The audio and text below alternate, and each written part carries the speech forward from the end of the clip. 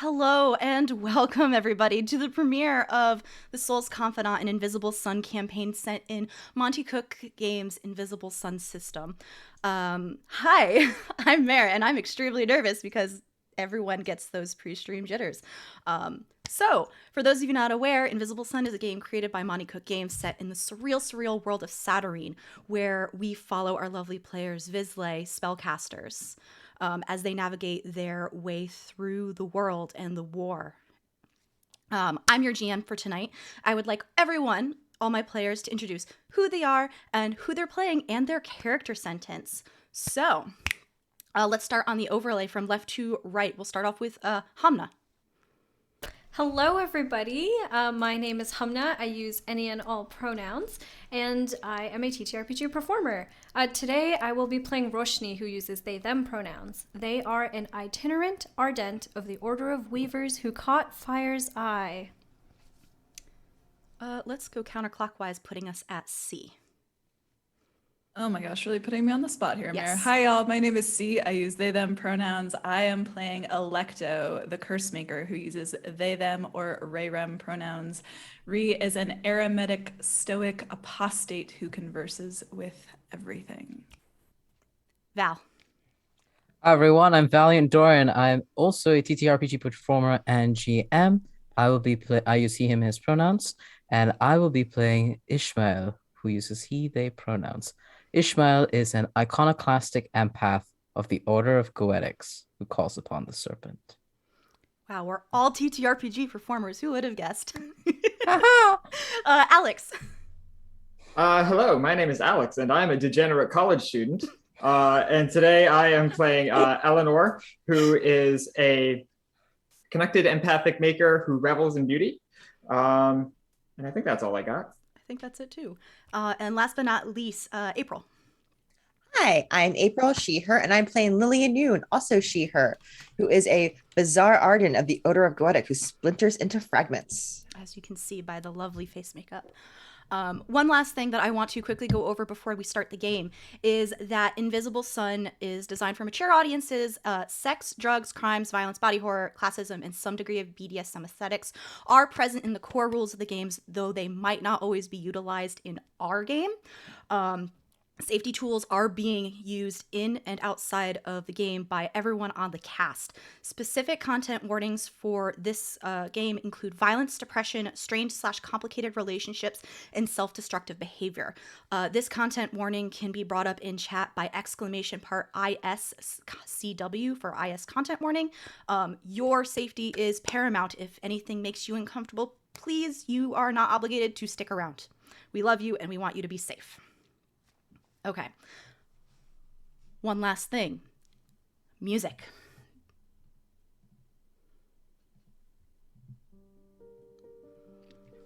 With every game of Invisible Sun, we start off with a sooth pull. On the Silver Sun, the sun of beginnings, on this lovely premiere date, we have the Crowded Tomb. Value of 1. Secrets, ravens, books, and flame. Meanings, endings, despair, and completion. The tomb lies at the end of all stories, the reward for the greatest monarch and the lowliest beggar. Of course, the tomb is crowded. It grows more crowded each day. Mourners crowd around the tomb, but it is even more crowded within. So many deaths, so many endings. Crowded Tomb is the location card of the Secrets family and thus represents a permanence or is related to a physical place. This means that the finale that it represents probably occurs in a specific and a significant location. Crowded Tomb gives pale magic. Pale magic is enhanced and green magic is hindered.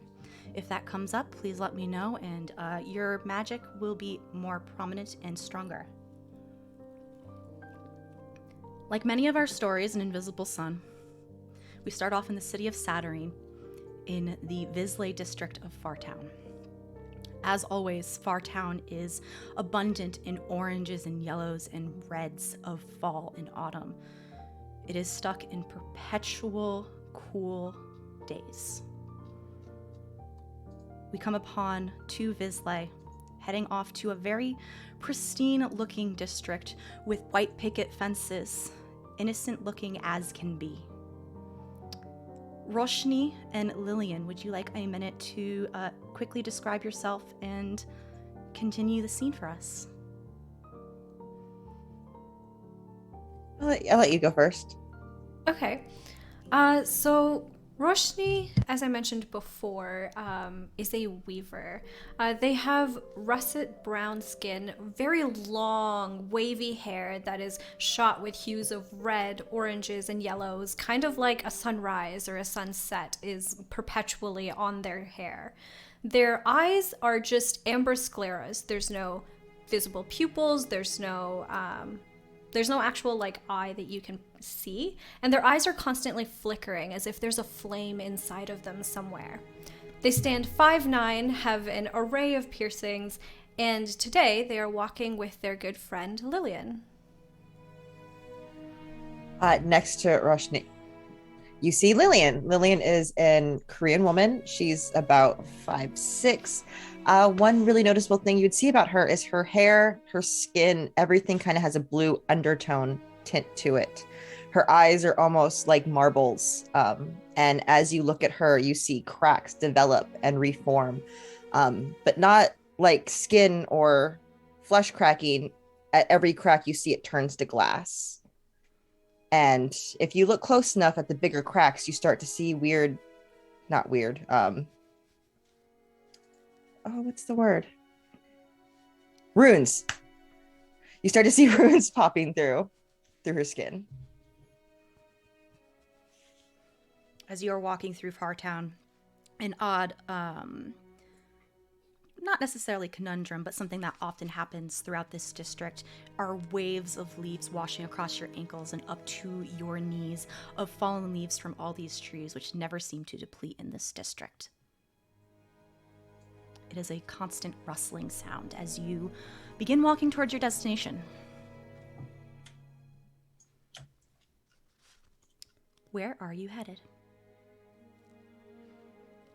I think Roshni is trying to sort of like, is looking around like very distractedly, not really paying attention to Lillian that much, and just kind of trying to go back into their brain, their memory of this one shop that they found.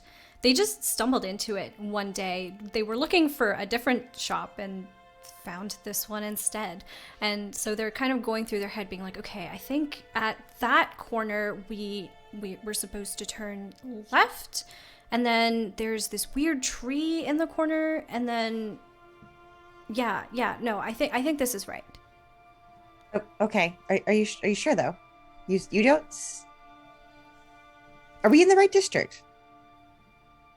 We're definitely in the right district. This curse maker, they're very difficult to miss, and they stood out like a sore thumb in this district. It didn't quite fit. Well, I mean, this district is very well put together. It's exactly. It doesn't seem like a place you would find a curse. Exactly. Isn't that what's just so interesting about it?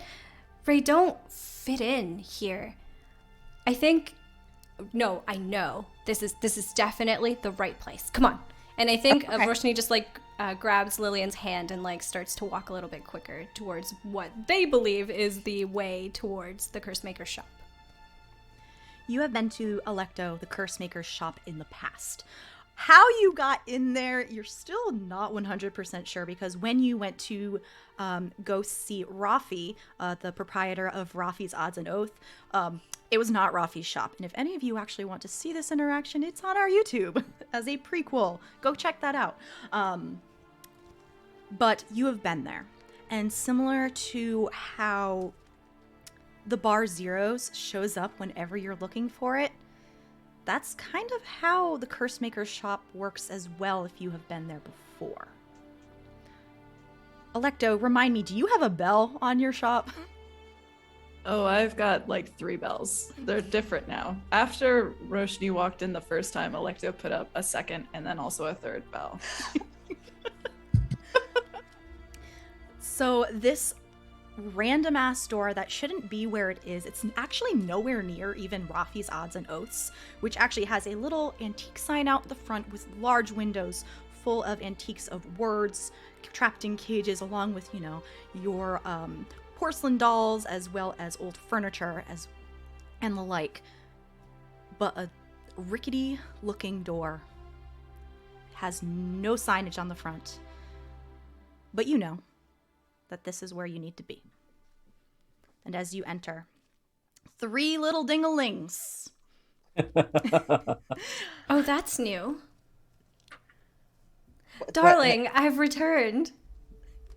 And I think Roshni's like looking in the room to try and find the curse maker, which I assume is not difficult. Would you like to describe Alecto and your shop? Yes, absolutely. As Roshni, followed by Lillian, come through this door, those 3 dinglings open into a rather different scene than I think the first time that Roshni was in the shop.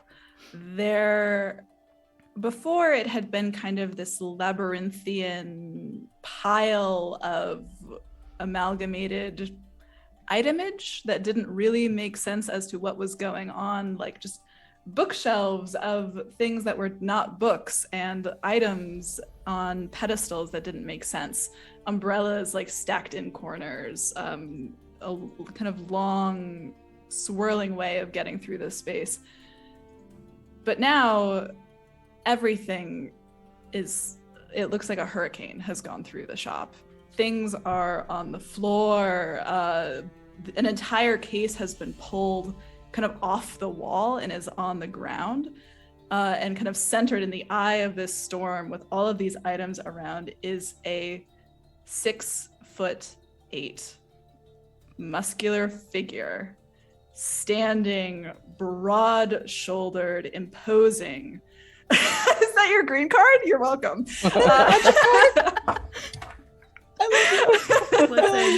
Broad-shouldered, this cloak kind of falling down as their back is turned towards the door, is just standing in the thick of it, silently, completely still amongst this like litterage of chaos. And a little not a record player is still like spinning, and it's like, you know, like when you get to the end of the record, it's like dip, dip, dip, like they haven't put it back yet. And this huge figure like kind of whips their head around, just their head, as the door opens, and there is a gold-plated owl mask that meets your gaze as Alecto says, "Did you take it? Did you take it?" I recall taking a curse from you the last time I was here, but you No, took that no, back. something else. I took it back. You do. And this figure, huge, just comes like right, like slowly and somewhat silently, just like cuts through the chaos directly towards you, looks past you to see Lillian. What are you doing back here?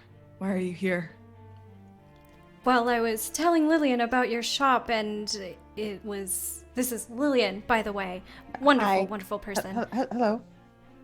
And, you know, she was interested in your wares. I figured you'd appreciate having another customer around, but I see you're preoccupied.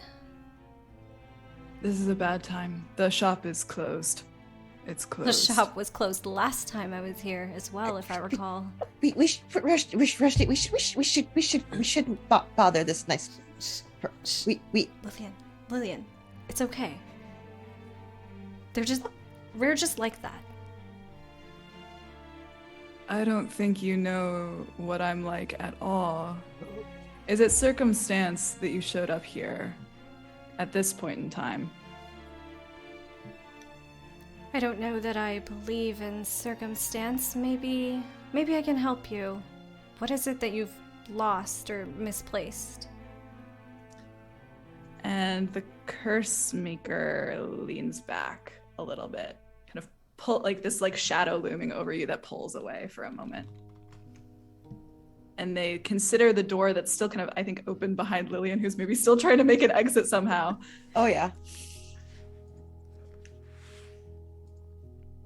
Come in and close the door.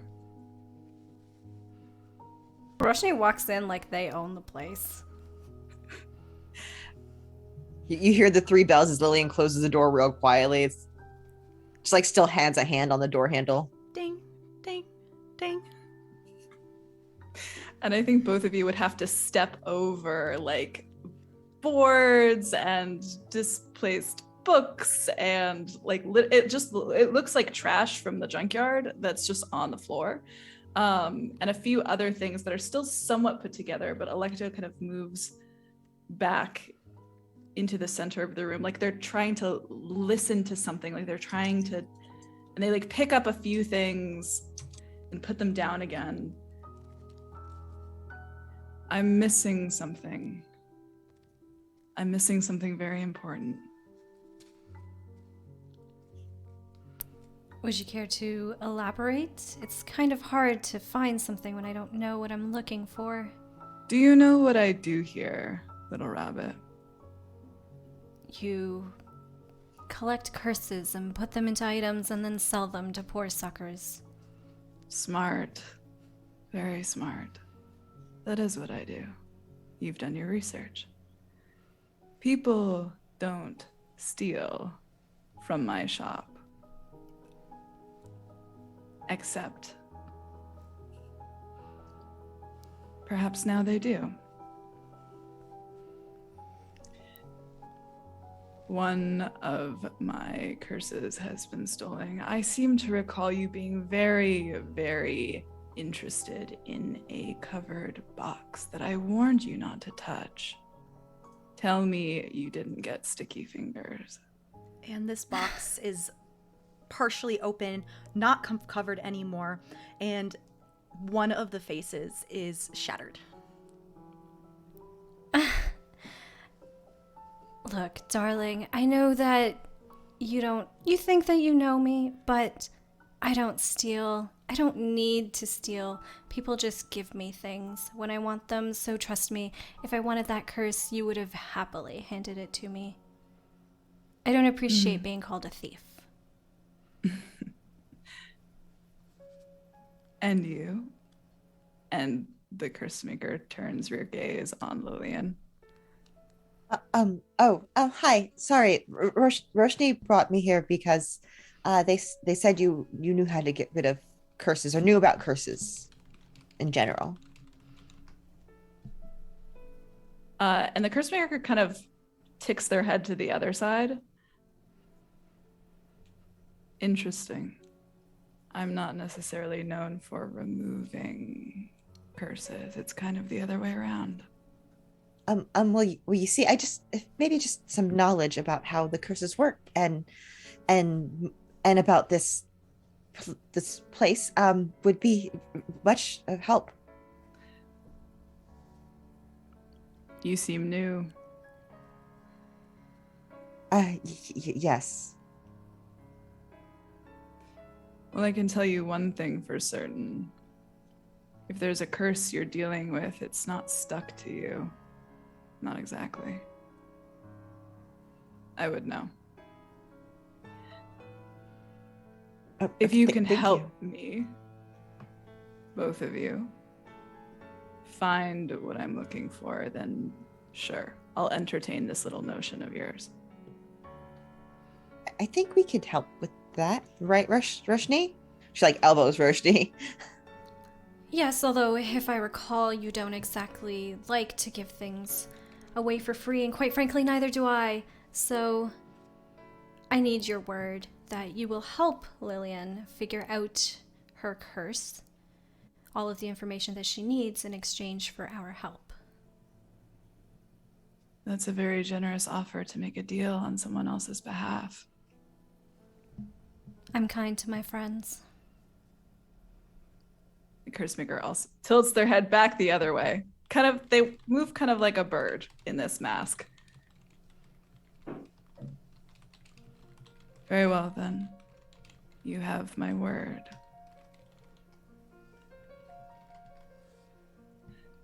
The thing I'm looking for. You are a timid little thing, aren't you?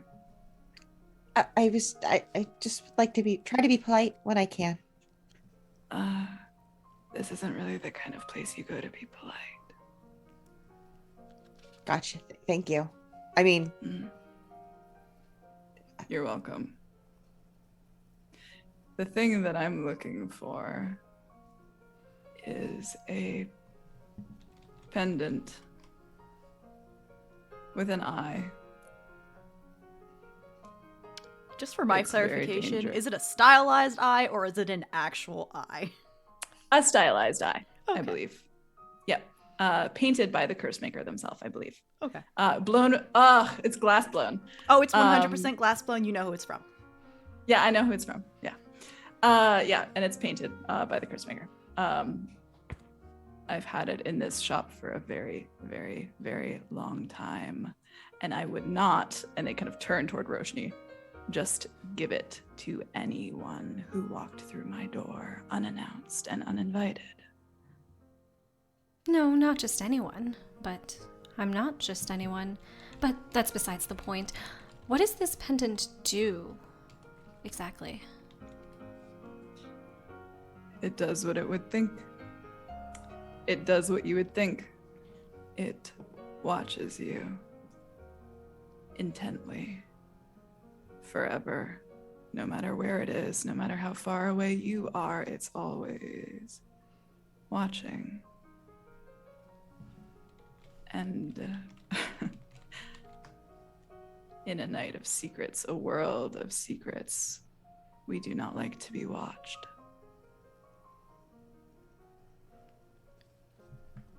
Was it being used already? Were you watching No. someone? No, it's itemage in my shop. I don't use it.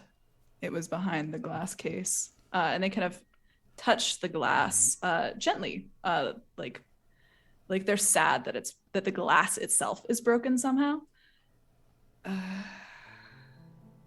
This was keeping its properties, so to speak, at bay. But when I got up this morning and came into my shop, I found this. And nobody told me, they say to the room at large, nobody told me anything about it.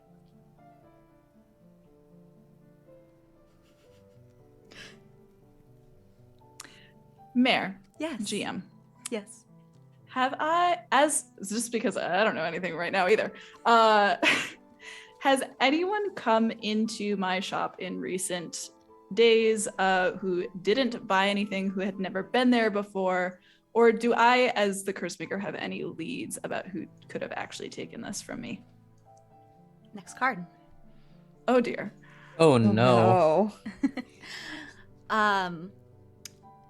Very ironic. I love this because this is the card I drew for that item. See, on the green sun, elusive sleep, value of 6, visions, swans, blades, and water. Meanings: futility, worry, stress, and awareness. Sorry.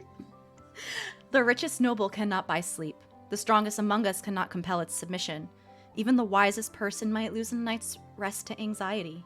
Still, when we're awake, we are aware, and that awareness can be crucial. Blue magic is enhanced, red is hindered. No one comes to mind specifically. And when you use your psychometry on any of the items that are in your shop, they only can tell you a shadowed form, no specifics. Nothing that would be considered identifying.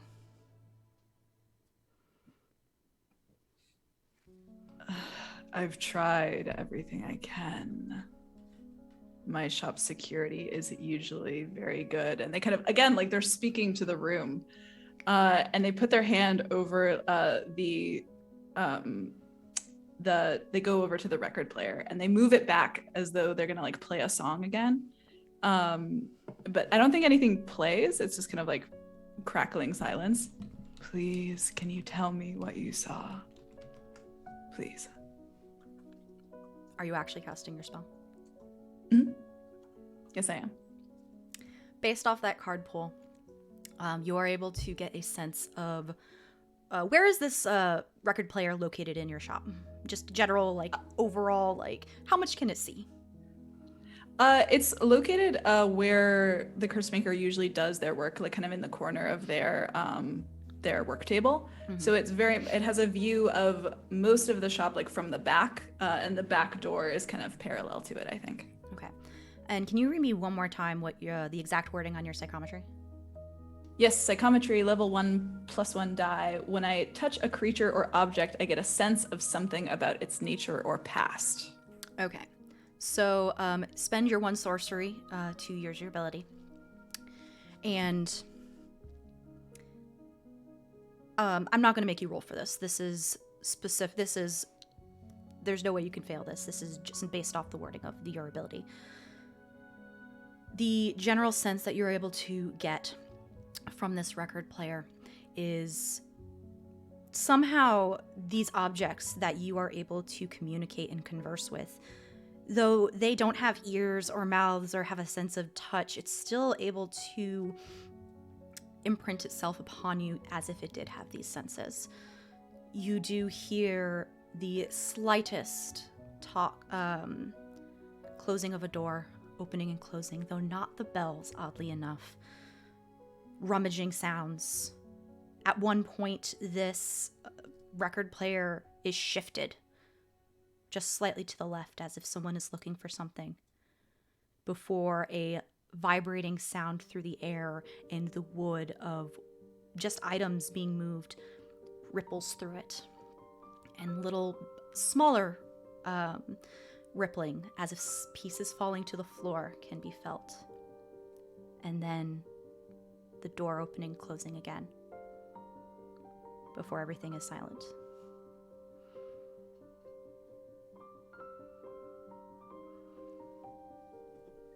Do you think that when something breaks, it dies? No, not at all. No. Everything remembers. But this is different. It's powerful and it's elusive. Tell me, little rabbit, how many powerful people are in your network? To clarify, who is Alecto speaking to? They call Roshni Little Rabbit. Just clarifying, because you were speaking Yep. to Lillian earlier. Yep. In my network, well, if you're referring to my Weaver's cell, we're not quite the tight-knit group that you might expect, but our de facto leader, I guess you can call her, is quite powerful. I have contacts around the city. Depends on who you want to speak to. How about somebody who can hide certain things? And don't limit yourself, darling. They kind of tease your own language back at you. Don't limit yourself. I know you don't seem the type to just stick to your own order. Well, you run a business. You understand that limiting ourselves that way doesn't exactly help grow our businesses. Yes, well, I might know some people who are good at hiding things. I might know someone who... Yes, I do. And I think Roshni turns to Lillian at this moment and says... Actually, before you do that, Lillian, while they're having this conversation, what are you doing? Lillian is just kind of looking around, not moving far from Roshni, but like maybe a step or two, and not quite touching everything, but like kind of getting closer and looking. There is one thing that you do notice that does seem out of place in Alecto's shop. Because, correct me if I'm wrong, see, but I feel like I know where Alecto's shit comes from. It's not the prettiest. It is absolutely not. It is a flash of color off in part near one of the like cabinets. Compared to the rest of basically what kind of looks like trash. Like actual literal trash. Yeah, like there's like pipes and bits of dongles and metal bits. It's kind of like a flea market. I dig it. If she sees the flash, as soon as I see the flash of color, I'll start kind of like walking slowly towards that, distracted by the flash of color, not paying any attention to this conversation anymore. I don't know. They have a thing going on. They have a thing going on. That is an understatement. Okay. Isn't that obvious already? My. Oh, I watched the YouTube video. Listen, is it Roshni and Alecto or is it Hamnah and C? Come on. I'll call you out. Everyone. Anyway. All the above. It's called You charisma. can quiet It's down a called little bit. charisma. You can quiet down just a They're little bit. really, really into character. Really into character. It's fine. I love all of you. I'm sorry. If the ribbing gets too much, just tell me to shut up. Yes, why not both? Lillian, this flash of color seems to be a part of a flyer. It is partially torn from, I don't know, diagonally from top to bottom. And the first part of it says, grand opening, the FRA is cut off, along with art gallery in honor of cut off, along with just some very nicely well designed flyer. Because of my profession and stuff, would I actually already know what that flyer's from? Probably if you have been if you've been involved or anything, if you're not a hermit, you like Alecto, you would recognize that this is the flyer for the local opening for the local art gallery and food pantry, the fridge. I'll pick it up. You don't really seem the type to have local flyers about. This could be a hint. It's for the opening of the new fridge gallery exhibit. So again, cocks their head and it's just like on you real fast, like just across the room. Big. They take it out of your hands very gently, and they make sure not to actually touch you. Like they're like this far away, but they're not touching you. Who are you? This is not mine. No. I didn't collect this. I don't think there's anyone coming into your damn shop being like, hey, can I post a flyer for the gallery? It's like that meme that's like no solicitation except tamale lady. That's true for Alecto. Yeah. There might be a flyer in Rafi's shop, but definitely not yours. Uh-huh. Interesting. Like a gift.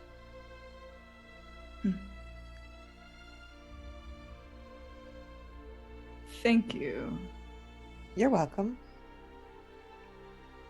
think I was gonna go to this event anyway. It could be a good place to look for clues, though, if this is not something that you would find in your shop. Someone had to have brought it in.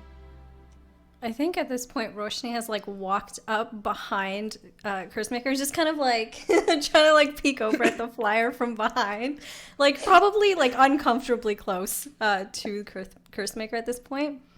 How tall is Roshni? About like 5'9", like a foot shorter. Okay, than I just needed to Cursemaker. know in my head how this looks. Like a full foot. Yeah, I think Alecto holds the paper at eye view, I think, like even though it's like down by their like chest for Roshni. And they even notice you're there and then just tilt the paper a little so you can see it more. Oh, that's Eleanor's exhibit, isn't it? And then Roshni kind of looks up at Lillian as they say that. Oh, yes, I did hear that Eleanor had a new art line that was to come out. Clarification, it's not just Eleanor. I'll let Alex describe if Eleanor actually contributed, but Eleanor is actually helping out with the exhibit in getting it promoted and just kind of, what's the word I am looking for? Doing speeches and talks and stuff beforehand. but it's actually a community gallery. Anyone is allowed to submit anything. Then yes, Eleanor has been by the paper to give us information and share things about the event. I think there've been an interview or two with her. Looking back up at Cursemaker, it's an open event. You're welcome to come. Although, you might want to change. I actually have a question real fast. Sure, Alex. Contextually, would the Cursemaker recognize the name Eleanor in this situation? I guess this is also a question for Rem as well. See, it's going to be up to you. Eleanor is connected in terms of their foundation descriptor, so it's not like she's like you hiding in Rare Shop. So, but you were part of the same order, so it's going to really be up to you. I think it's very again, because they have this mask on, so it's really hard to read any kind of facial expression. But when they're talking about Eleanor, there is like a slight shift in Rear's body, but they don't say anything necessarily. Why would I need to change? Well, and no offense, darling, but you look like the items in your shop, and if we're going to an art gallery opening, it might be nice to wear something. Roshni does this to everyone all the time. I've been trying to get Lillian to dress a little constantly- nicer as well, if it helps. Every time, just you need to change, and if you could still just leave, just ignore that. I think Roshni like flashes their eyes at Lillian at this a little bit, and like the flame in their eyes kind of like goes up for just a second before it goes back down. I wasn't really planning on listening. Although if you want, I will grab an accessory. And they turn and pivot back toward their, I'm so excited for this moment. They turn and they pivot back toward their workbench. And from behind it, they pull out a fucking sword, a fucking great sword that is literally as massive as they are. It is gigantic. And there is this beautiful sheath with like silver etched runes all the way up, and this amazing like leather holster that they just like sling it over their shoulder. Sorry, this I didn't gold realize- mask that kind of. Sorry, I didn't realize we're playing thirsty swordless views over here. You know what? I'm playing whatever game I want. Okay. Are we playing? I think I have came to here roll be hot. smitten. Everyone take a string on me right now. Anyway. I think the other way around, actually. They sling it over their shoulder. Fine. Let's go to the fucking fridge. Roshni is delighted. You can see the delight on their face as you pull out this sword, and they will follow you out of your shop. And with that, sword, gentle knight after my own heart, we're gonna change scenes. If I can get my lovely mouse to cooperate with me with the music. We converge upon the fridge. We never actually named your districts, so if you have any ideas, throw them in chat for me, please. The district where the 5 of you live, there is a community fridge where anyone who would like food, wants to drop off food, possibly just because they have extra, they made extra soup, they grow vegetables. It's an open thing for everyone in the neighborhood, especially since Eleanor's home, the house without a key, is literally just right around the corner, open to anyone who might need a shelter or just safe place to stay. But this fridge is quite literally a fridge. It is a rounded thing of colors of seafoam green with chrome handles. But this is also the art gallery that is opening today. And as you get closer, not you, but specifically Eleanor, you would know the closer you get. Depending on your intent, you will either end up at the fridge, able to open it, grab what you need, or you end up on top of the fridge with the art gallery, where you are helping out another local in the neighborhood for its debut. This individual that you are helping is named Yasar. He is a fairly short man. He has light brown skin, long gold hair, and when I say gold, I mean actual literal gold braided to his side. And he's wearing a very nice tailored suit and is just looking out over the top of the fridge where you see the exhibits on pedestals, or if they're bigger installations, on like the actual top. Anything that's on a pedestal is actually behind glass. But we have portraits, large sculptures, some children's macaroni drawings to their parents that they wanted to submit. And people are just starting to arrive. And Yasar has a drink. There are thought forms that are, for everyone else's reference, thought forms are constructed. I don't want to say people because they don't have a soul, but they help out and do menial tasks, like, that no one else wants to do. Robot's not the right word, but also it's probably the closest we're going to get in this instance. Carrying around wine, champagne glasses, hors d'oeuvres. And Yasar has a glass of champagne and is just, like, looking over everything as people come in with you, Eleanor.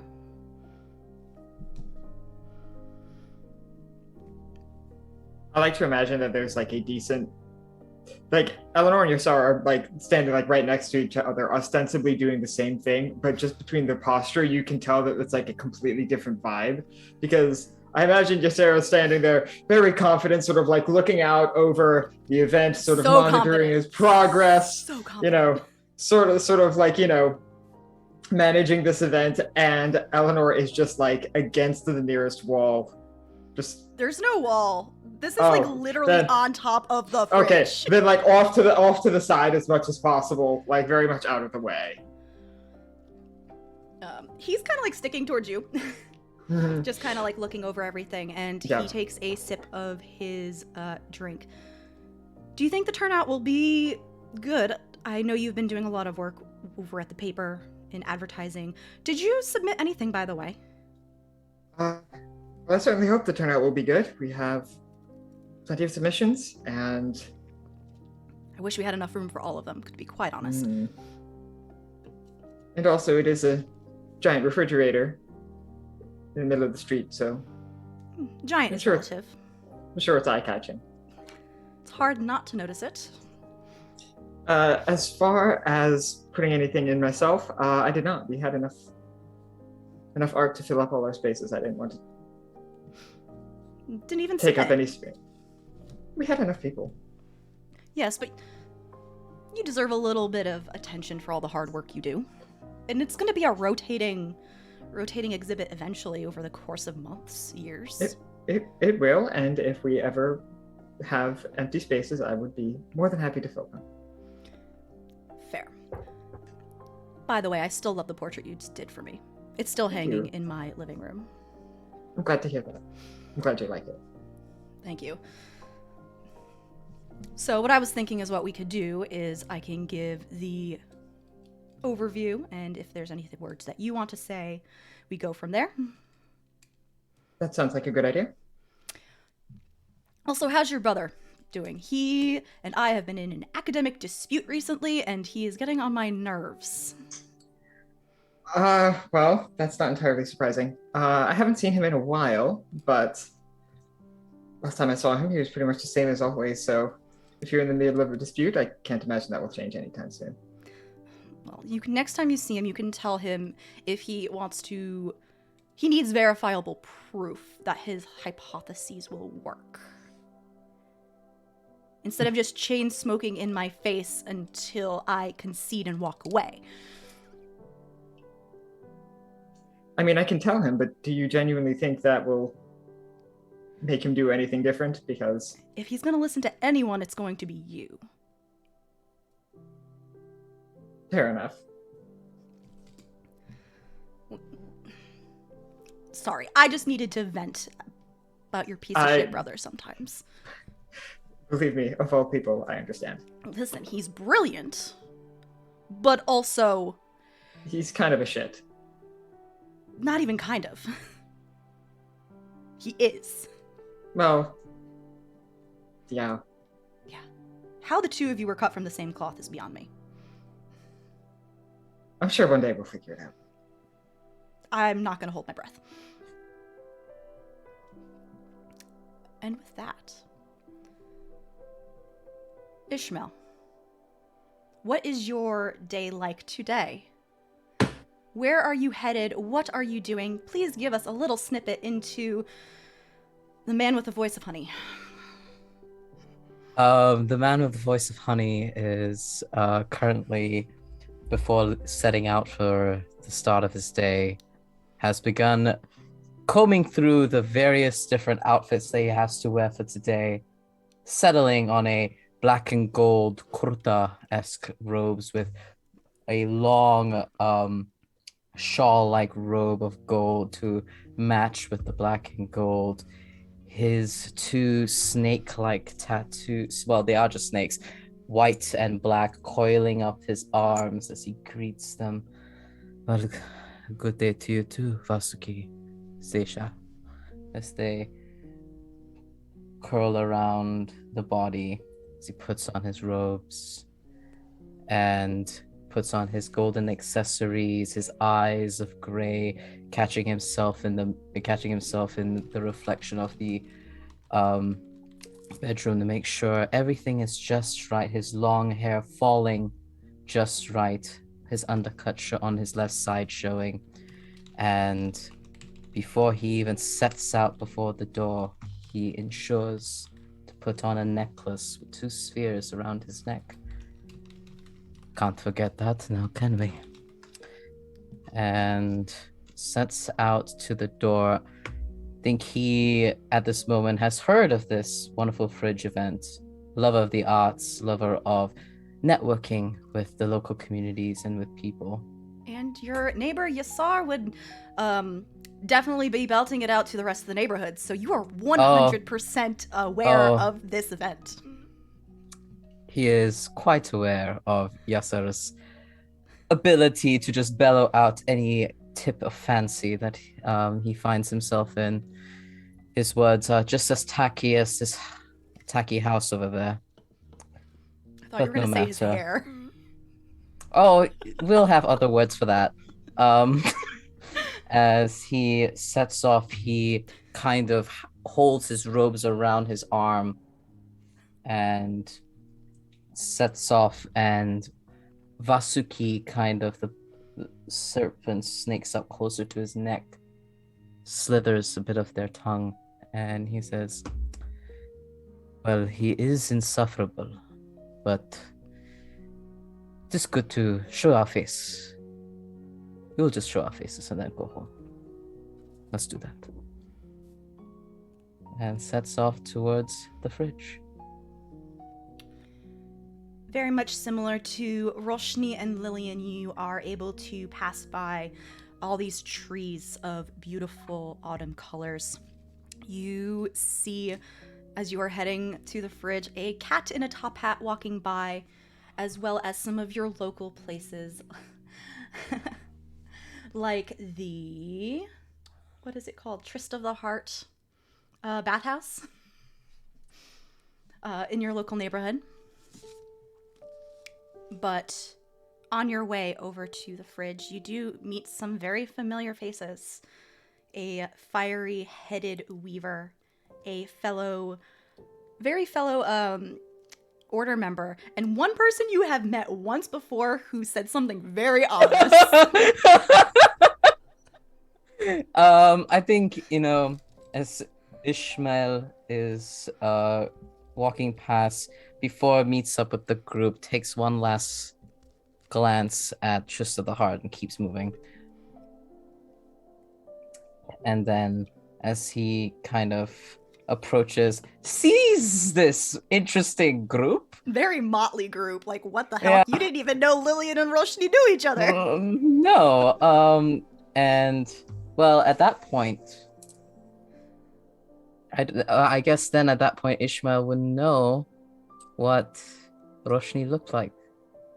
Oh yeah, you don't even know who Roshni is at this point. I'm sorry. Oh, I forgot. No, that's fine. No, well, that's you know fine. Lillian and this very tall fucking big person with a sword. Good day, Lillian. It is so lovely to run into you. How are you Ishmael, doing? it's great to see you again. I'm doing well. How about yourself? Oh, it has been a good day so far. I'm myself going to head towards the Fridge Art Gallery showing this community event. It's been Yes. belted about all over my neighborhood by Yasser, as usual. Yes, I heard Yasser and Eleanor were putting it together. Oh, Eleanor is going to be involved as well, is she? Yes, Ah. she's been by the paper a few times. Oh, my manners. we need to I'm so keep sorry. This is- moving. Oh, Can we walk and talk, please? Yes. oh, yes. Roshni, This is. I will let it be Alecto up and to you if Roshni. you recognize Ishmael's voice. I think throughout this conversation that Ishmael and Lillian have been having, Roshni's just kind of been like, you know the meme of the woman with the math going over? I think that's literally Roshni's head. Wait a minute. I think. No. Where are my manners? Yes? Mm-hmm. Ishmael, We this is my friend Roshni. And yes, as we're walking, we're now Yeah, as we're walking, walking, yeah. walk and talk. Mhm. This is my friend Roshni, and this is I'm sorry, I didn't get your name. Curse Maker? You can call me the Curse Maker. I That's believe I have encountered you once before, honored Cursemaker. You provided me a rather ominous warning once, but it is much appreciated, and I never forget a debt I owe. Much appreciated. Alecto looks over your shoulder because I think they pushed past the group to keep walking forward. No one they can look keep up over with their your shoulder. strides, I feel like. They're so Ishmael's 6 foot tall. He absolutely cannot. Another 8 inches up is Alecto, Oh, yeah. who Hey. looks down. Anyway, sorry, continue. It's okay. It's good. It's good. It gives me time to think. I'm sorry, I can't say that I remember exactly what I said to you. But if It's it was all right. helpful, you're very welcome. It is all right. I appreciated the warning regardless. And this lovely, lovely dressed person. Hello. Roshni, was it? Yes, the man with the questions, isn't it? It is. It's a fine coincidence that has brought us here, indeed. And I believe I promised that I would have given your offers due consideration. You know, I said that you should come and find me, but I didn't think you actually would, darling. Well, sometimes it does not require intent to find what you are needing. Well, have you given the offer consideration? I have, and perhaps this is a discussion best in more private quarters, in a different setting. Of course, of course. And we Uh, have more important things to worry about right now anyway. Yes, and Roshni kind of um, indicates Cursemaker, who has like walked off. Yeah, it's just kind of like power walking ahead of us, I'm like pretty 6 sure. paces ahead at least. Cursemaker, give no and- fucks. Yeah, and you know, as we're I think beginning to kind of like speed walk a little bit, pardon me, but we are all headed towards an art gallery. Is there a need for this rush? Are there tickets to be sold? Something the matter? It would appear that our lovely Cursemaker over there has had something stolen from him. Well, that's quite a predicament for someone called the Cursemaker, I would say. I'm afraid that if the item that was stolen from me happens to appear on the fridge, it would bid this a very bad opening. I'd rather not do that to those involved.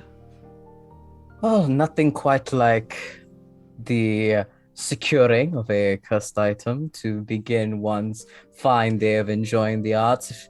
What is truly a venturing of the arts, if not some disasters along the way? Well, let us keep moving then. And I think as we're walking, Roshni is probably like like talking to Ishmael a little bit more, probably just about the way that they're dressed. Just, I'm so glad somebody else around here understands the art of fashion. Darling, I cannot allow myself to leave the house without some due accessories, well-tailored outfit. Presentation is just as important as substance. Lillian, do you hear that, by the way? At this point, I'm assuming we're getting closer to the fridge. Oh yeah, you can see it in the distance right now. It's cool. lovely seafoam green color, as well as the other people heading towards it. As we get closer, Lillian kind of like branches off, not far from the group, but has her camera out and is starting to take pictures.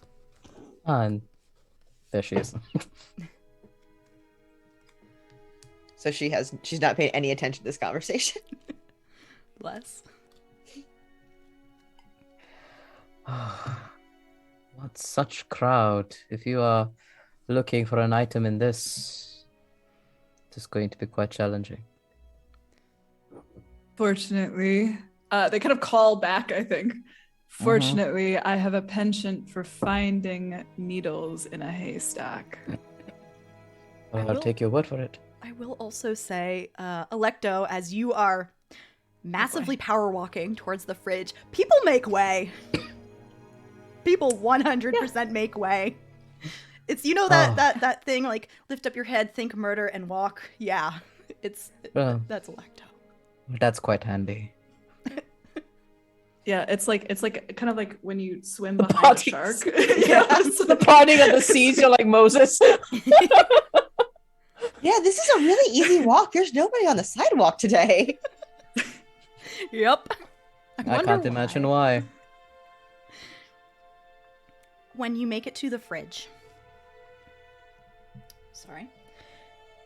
When you make it to the fridge, I'm pulling the next card. On the blue sun, I have the harvesting spider. Mysteries, rats, mirrors, and stone. Meanings: action, labor, stealth. Spiders are so many things. Builders, weavers, and caretakers, but also hunters, killers, and blood drinkers. The harvesting spider cares for her young, but at the expense of what she harvests, and that just might be you. She is stealthy and sneaky. Her many footsteps are silent. Regardless, spiders never stop working. They build and create to serve a specific purpose. And I hate the art on this card. It's fine. I'm assuming none of you are thinking about food when you come to the fridge. No. Okay, because that'll put you at the fridge, not the art gallery. As you No, because we would go upstairs where there's hors d'oeuvres. Yeah, exactly. It's an art gallery. It's an art opening. Yeah, you know what? You know what's going. You made the ad for the paper. You know that hors d'oeuvres are going to be served. Yeah. When you approach the fridge, this seafoam green, chrome-handled appliance, you find yourself standing on top of the fridge with all these art installations. There is the murmur of people, smell of food in the air as thought forms make their way, holding out these platters to patrons. And as the four of you do arrive, there is a thought form, very nondescript, very plain, in a very nice suit, just holding out some drinks. Eleanor, it's not hard to miss Alecto, even in the crowd. I'm just gonna say that right now. I didn't think so. Yeah. I am maybe immediately regretting the fact that I'm 6'8". Really? No, we love it. No, we love. No, we I'm love it. not actually. Suplex No. me. But you are all offered drinks. There is music playing in the air, though you do not see any instruments playing by themselves or actual musicians playing.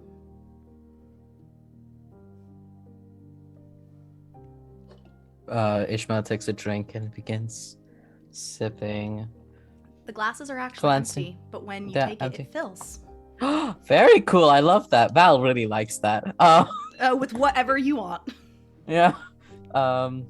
Ishmael just kind of like glances around and kind of keeping close to like Lillian and Roshni and Alecto, however close Alecto is being to the other three. What are we exactly searching for in an art gallery that may be cursed? And I think it's interesting. Alecto was walking with that like murderous intent, like really fast to get here. And then as soon as we're actually there, it's like they're kind of frozen. This is definitely the most people they've been around in Chex Watch a long time. They don't leave their shop except to go wander around the junkyard. So they are really, Rira's like kind of like shifting back and forth, and the music and the noise of all the like art, I think, is loud to them. It's loud and it's beautiful and it's overpowering. So the fact that there's so much art and there's so many people talking and there's music is like, I think, overwhelming them to the point where they're like almost stuck. And I don't know what kind of role I would have to make for this, but they would be trying really hard, like they are cocking their entire head to listen for a familiar voice, the voice of the object that they're missing. Okay. We'll make this your psychometry roll. You will need to roll for this, and I believe it is a level 1 + 1 die. So what you're going to do is I will allow you to spend Bene on it if you would like to, because you are trying to perceive something.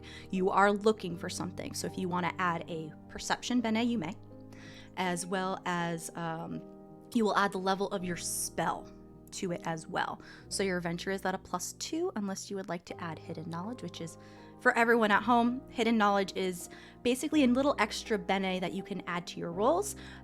Which is any type of information that you can make up on the spot that will be like, this is why I have an extra +1 mechanically to my roll. Fun stuff. But if you decide to spend Bene from your perception, you'll have an extra +1, and then you'll roll against the level of the object. Okay. I think that I would like to spend that Bene in my perception. Mm-hmm. So I'll roll 2d10s and add 3. You're going to add 2. So 1d10 is a standard non-magical die. Just as this is a reference for everybody, when you are rolling more than one die, you have one like standard, non-magical die, and then everything else is magical. So make sure either keep them separate when you're rolling, or you make sure they're distinct different colors. Because if you roll a 0 on a magic die, we get something called flux, which is extra little bits of chaos that is added to the game. Oh dear.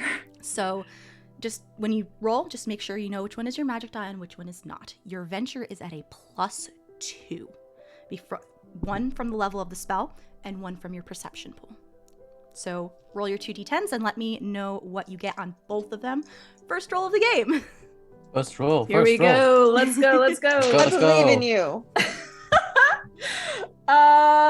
So what was that about the magical fluxes? You rolled a 0? I did. I rolled a 0, and then I rolled a 1 on the other. Okay. Wait. I'm so unfamiliar with D20s, actually. Yes, I believe I rolled a 10. So yes, D10s. Yeah. Excuse me. I rolled a 1 and a 0. 10. Yeah. So just as a reference, it's not 1 to 10. It's 0 to 9 in this system. Understood. I rolled a Yeah. 0 and a 1. Yeah. When you are listening for this one familiar voice from this glass eye that was given to you, that you painted with love with your own hands, the art is loud, like you said. It is overwhelming. And what happens is there is a massive, massive pain in your temple from a massive headache, and you are going to get 1 vex to your intellect pool. So if you roll a intellect-based task later, I can make you spend that to give you a -1 on the roll. But it is loud, it is hurt. You don't normally hear voices unless you are actually actively talking to something, but they are loud. All talking about how excited they are to be featured in this art gallery. May I try something? For the GM. So I think the first time that Roshni met the Curse Maker, for those of you who haven't seen the prequel, although you should, they had taken a curse from Cursemaker. And I think seeing, like being here and not really knowing what it is that we're looking for or anything like that, I think they're going to try it again. But probably it's going to be more difficult this time, given that they don't know where exactly it is. So I would like to try to use the two sparks that I have of fire and lust in order to attract the specific curse, the pendant, to me, but without destroying it this time. And I'm wondering if I can use the knowledge of just having known that that box existed in the corner somewhere when I first met Cursemaker in order to cast this spell. What are the aggregates, the qualities you are using? The qualities that I am using would be illumination for fire, so to give it sort of a quality that allows it to be easily perceived. And then for lust, it would be proximity, so I'm trying to bring it closer to me. Okay. While we are doing the mechanics for Roshni, Ishmael, Eleanor, and Lillian, please think about what you're doing. And I'll get to you after that. So, you are trying to find something and kind of move it closer or possibly find the location. I will say that this level of effect could be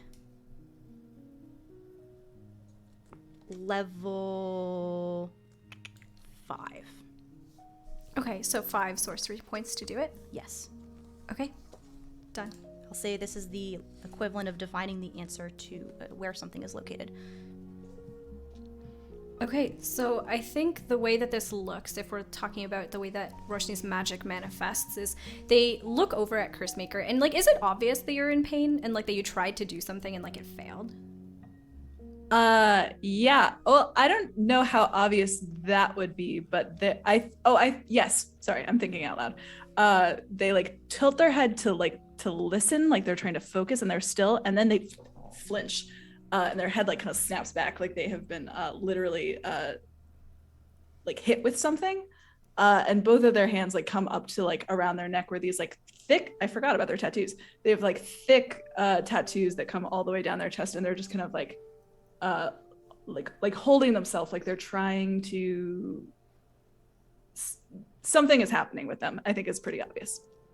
So I think at that, Roshni would, as soon as like Cursemaker like flicked back in pain, I think they would have kind of instinctively, without thinking about it, like gone out to like almost steady them in a way, which is, I think, comical given their size difference. And they kind of just softly say to them, "Let me try it." And they move their hands and like trying, like circling the room, I think just like turning around in a big circle around the room very slowly. You can see that their eyes start to like almost like glow in a way. And they kind of almost like change color even, where fire, when it changes into a different temperature, like changes colors. I think you start to see that, and it starts to get a little bit hotter. And if I'm correct, if I remember correctly, I think white is hotter than orange. It is. And at that, if you are standing next to Roshni, which I think Cursemaker would be the one that's closest, you can start to feel the air around you get like the temperature rises significantly, almost to an uncomfortable degree probably for anybody else. And they're just kind of looking for this illuminated, probably the way that it would actually manifest as an illumination would be like it would start sparking. You need to roll. Okay. So you're and rolling remind me 2d10. again. 2d10 because 2d10. you are casting magic. Okay. Okay, I got a 9 and a 2, so 11. Okay. As Roshni is weaving and casting their magic, Eleanor, Lillian, and Ishmael, what are you doing while this is happening? I think Ishmael is kind of, because he's still kind of in the dark of what is going on in terms of what we're looking for. So right now, he's going to do what he does best and go and talk to someone to see if anyone who has gone further in the gallery has seen more. And who better to talk to than the biggest tattletale this neighborhood has ever seen? Yasser. He's gonna talk to Yasser to try and determine if Yasser's keen senses and need to tell everyone what he thinks is going to help out with the search. As you begin approaching Yasser, you're 6 foot, I believe, right? You said Yeah, you're 6 foot, feet. yeah. So, Yasser's probably only like 5'5". He's not very tall. And he does see, but he sees you approach. He's been kind of like looking at like the entire gallery, and he actually nudges you a little bit, Eleanor. My good friend Ishmael is on his way. Are you familiar? Yes, I believe so. I worked for them once. Ishmael, my dear friend, it is a pleasure to see you here. It is good to see you again as well, Yasser. It is. Forgive my tardiness. Had to get ready. Oh. How are you finding the galleries thus far? It has been wonderful. Have you met my friend and associate Eleanor? The lovely, believe lovely I Eleanor have. who helped us put all of this together.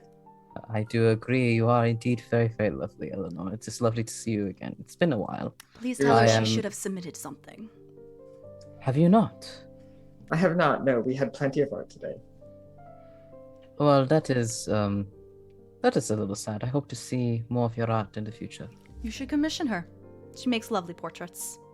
I have commissioned her for a work previously, and it is still quite lovely. And he's gonna gently touch this necklace. A portrait? So you can stare upon it in your own home? I have no need for a portrait of myself to hang when I'm very well aware of my own fineries. Very well. But I see you got a drink. Did you get any food? Have you had a chance to look at the beautiful art haven't. yet? I haven't. I actually wanted to come here and speak on to your own assessment of the art. Of anything that particularly catch your eye, something that I should ensure to take a look as I go about the gallery. Actually, yes. A special one. A special one, yes. It wasn't it was advertised, but this gallery is actually in honor of a very well-known artist in that used to be with us in Fartown. Mm. I do not know if you are well aware, but we do actually have one of her pieces on display here. I don't know if you are That's aware lovely. of the maker Anya Prose, but I have several of her pieces of many different mediums here in my own home. The name is indeed familiar. One cannot think of Anya without thinking of the incredible work she has done, indeed. She will be missed. Let us put it that way. But yes, the gallery, the opening is in honor of her. She has a piece on display probably towards the center of the gallery. If you wanted to take a look at it, it's quite beautiful. Kind of wish I had it for myself. It's the wrong color for me. It's silver, and I prefer gold, but unfortunate. A fact that does not escape anyone who places their eyes upon you. You're You one to do talk love as your gold. well, Ishmael. Motioning to your gold accents. Well, I do enjoy a good accent. But yes, I am going to get ready for the speeches. Mm-hmm. If you would like to maybe get some food, another drink. I will Keep go my- and take a look around, and I'll be sure to hear for your opening in a moment, Yasser. It is nice to see you once again. I will see you around. Mm. Eleanor and Lillian. Not Eleanor. You're Eleanor. Lillian. I know all just exactly what switch. Eleanor Everyone was gonna switch. do. You were almost an Eleanor too, okay? So Lillian is actually going to come also up to Yasser and Eleanor because she's also there for work. Oh, Eleanor, it's lovely to see you again. This looks so Yourself. beautiful. Your work is magnificent. You've done so much to make this such a great event. Thank you. We should It's a lot of probably work. get I'm glad it picture of turned the out well. organizers.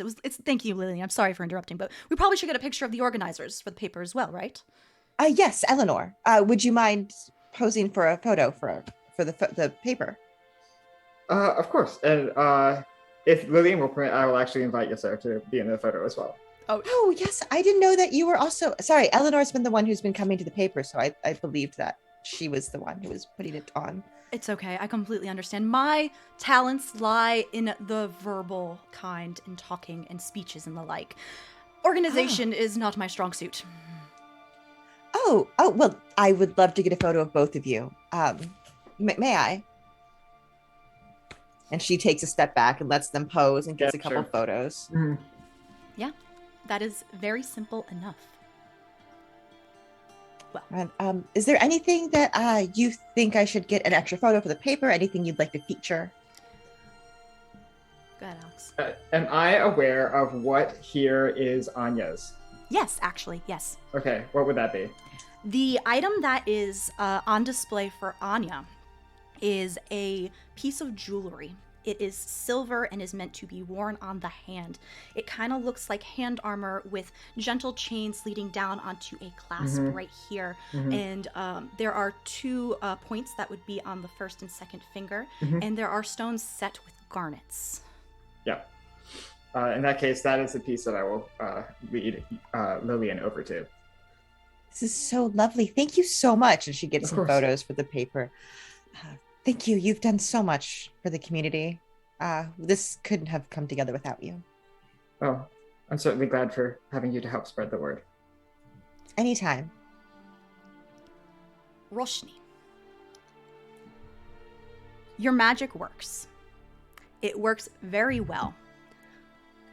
But instead of spark, I'm going to actually give you a despair for this because your magic does not work the way it does not work the way you think it does. So you can add a despair to your sheet. Will do. Sadly adds despair. I'll just cry over here. It's fine. You're like, okay. Your magic works, but in a way that's almost too well. Instead of sparking and showing up, which would probably set someone's clothes on fire, let's be real here, the way you Let it be describe that. Yasser's. Look, Roshni doesn't think about that. They don't. Roshni Fire fucks doesn't work the same around way on and them. finds out. But instead, it kind of shows up in your mind's eye in this entire area. Whatever this magic item is, it's strong and its presence is only just being quelled enough. You know it is here, though you are not sure exactly where. And we're going to take a quick break at that. So everybody, please stretch, hydrate, pet your pets, and we will probably be back in about 10 minutes. So we will see you soon. Bye!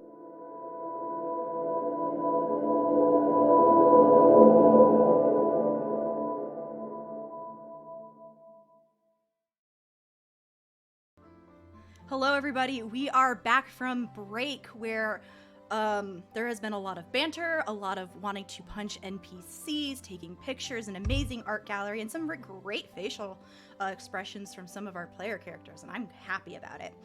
We last left off with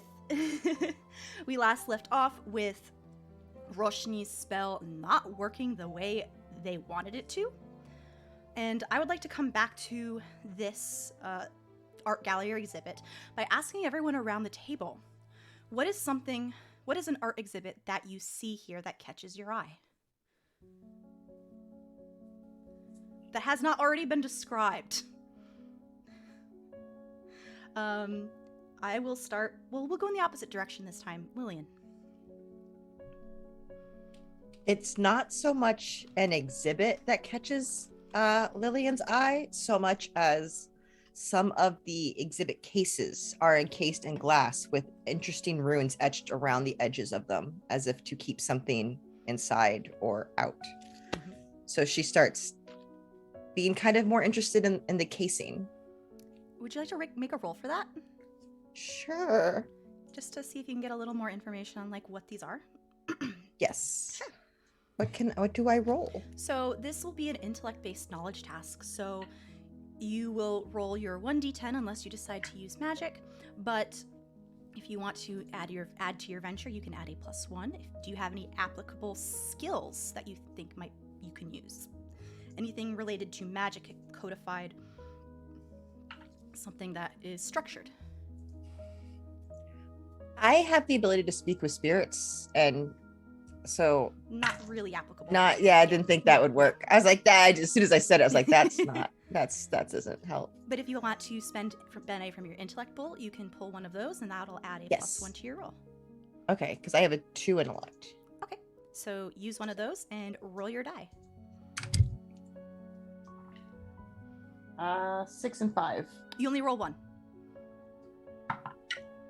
2. You're not able to get the exact details on this, so that'll be a total of adventure 3. You're not able to get the exact details, as in you probably won't be able to replicate these, but you would see that these are runes, magical runes inscribed for protection against thievery and such and the like. It's more so, basically anything with glass, so definitely has that etched into it. One of which is the piece by Anya Prose earlier, this hand armor that I described.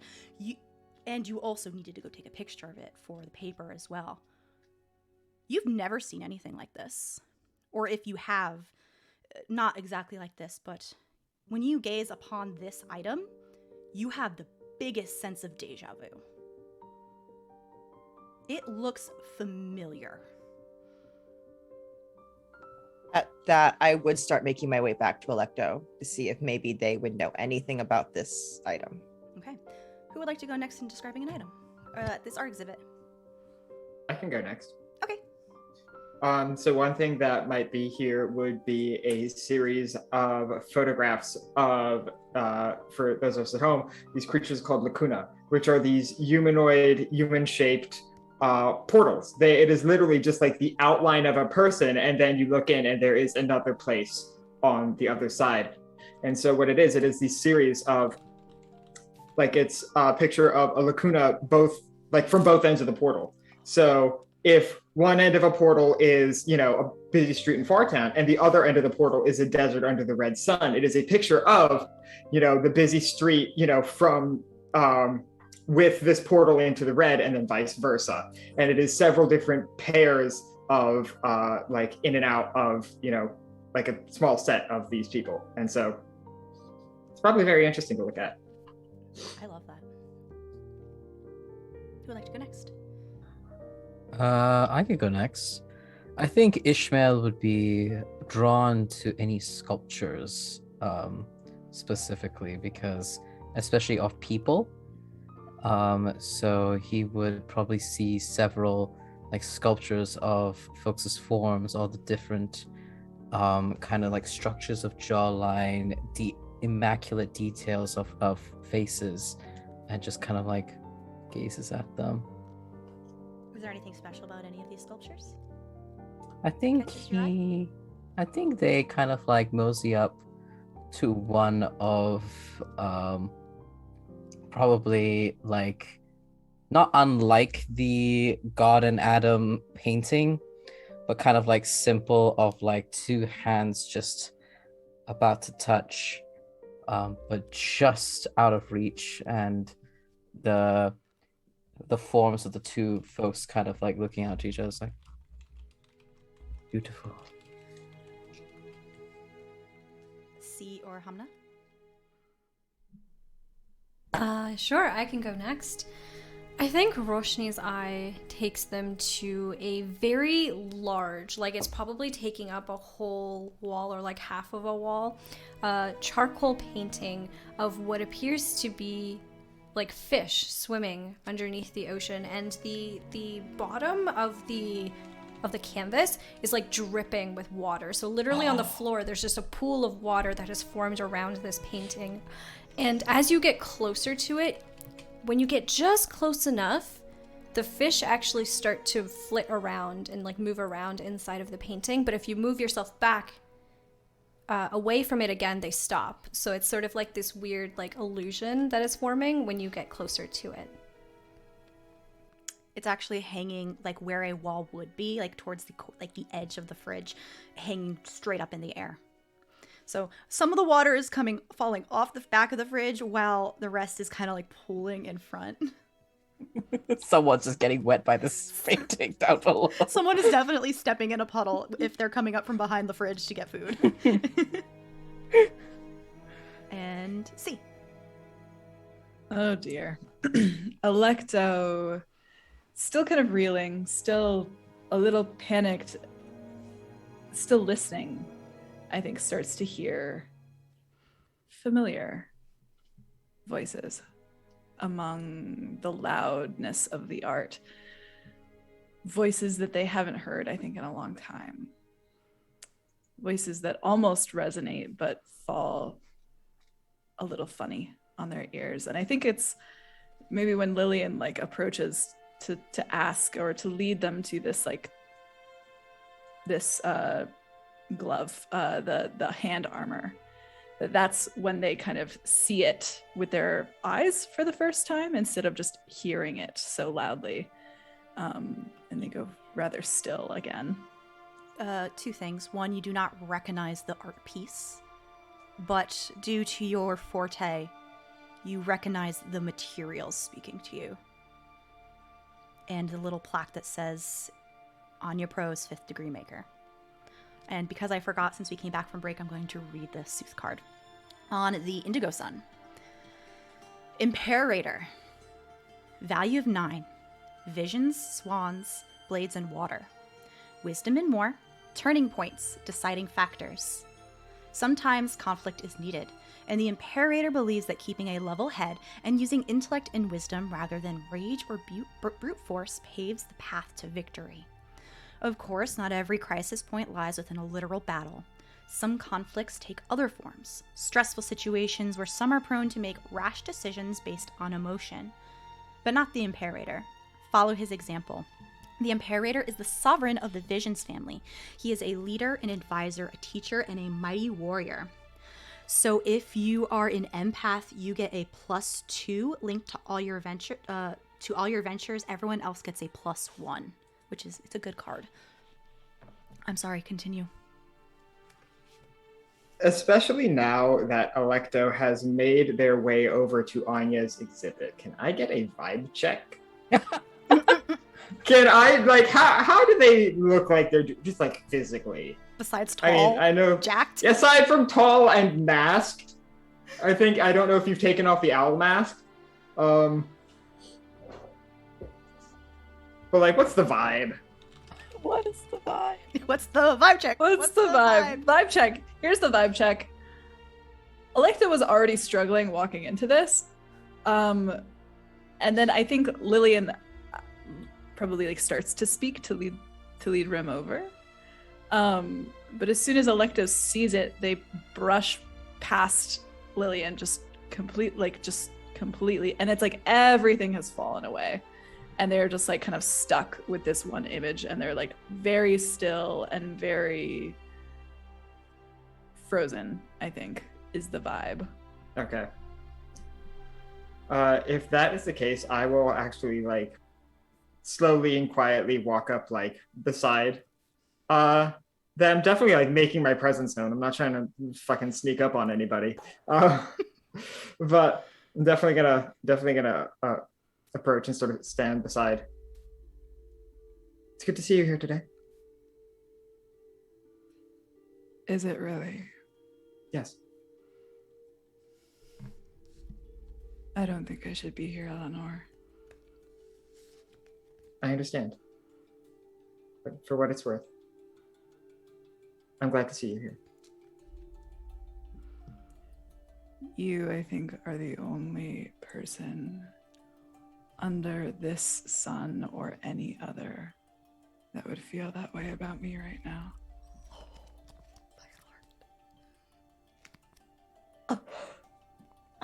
I understand, but I feel like that might be because people just don't know you too well. And what do you know, Eleanor?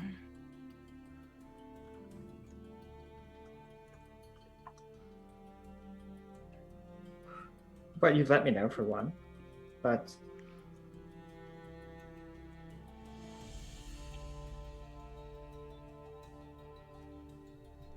if nothing else, you're very strong. Being here. Sometimes I think fate is Sometimes I think fate is playing tricks on me. I didn't want. I wasn't going to. I didn't know. And yet you are.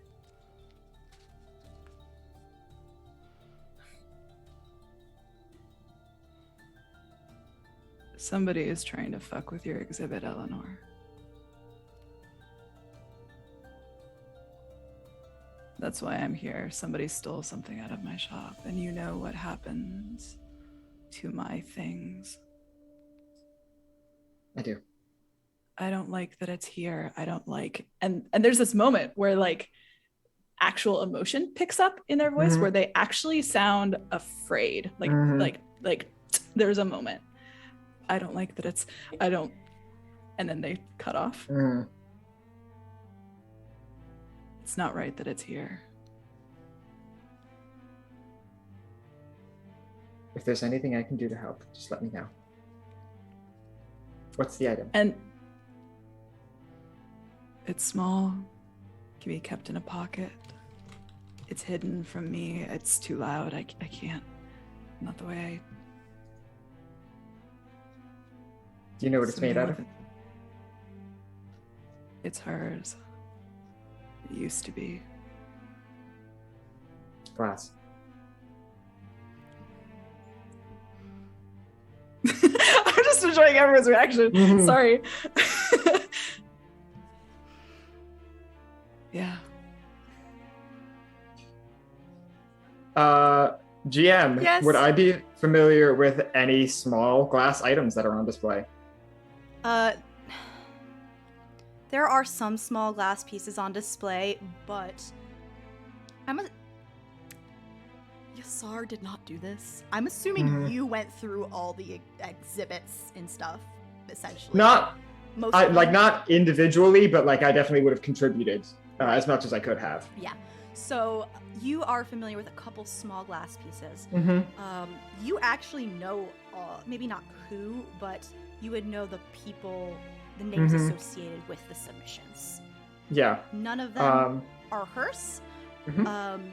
And to be quite honest, none of them are up to her level of skill. Gotcha. Yes. All right. Well, if this item is here, it's not on display. That's what I'm afraid of. Yeah. It would be much easier if it were.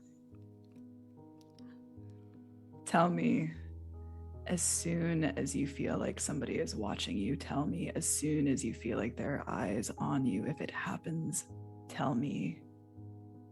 I will. And they finally like pull their gaze away. Mm-hmm. And I think just because of like the height difference and the like specific side that you're on, when they turn, you get a flash of their eye underneath the mask. And it is not the same color you remember, but it is familiar to you. As soon as this conversation ends, a familiar voice echoes out through the crowd, boisterous, that theater bellow from the diaphragm. Everybody, some tinkling on the glass with a... Actually, there is no utensils. It's just a sudden chiming of glassware tinkling. Thank you so much for joining us on this lovely, lovely opening for the Fridge Art Gallery. First of all, I would like to say thank you so much to Eleanor, Ashley Avon, who put a lot of work into this. Without her dedication, it would not be here, and if it was, it would not be on time. It would, let's be real here, it'd be 3 months from now because it would be in my hands. And if it wasn't obvious, this is Yassar talking. Everyone's favorite gold-haired person who lives in an amphitheater NPC.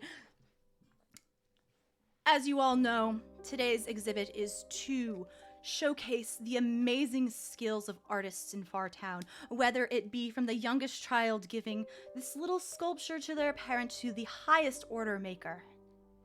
And of course, today's exhibit is in honor of a very well-known maker who used to be part of us. It is in honor of her that we exhibit.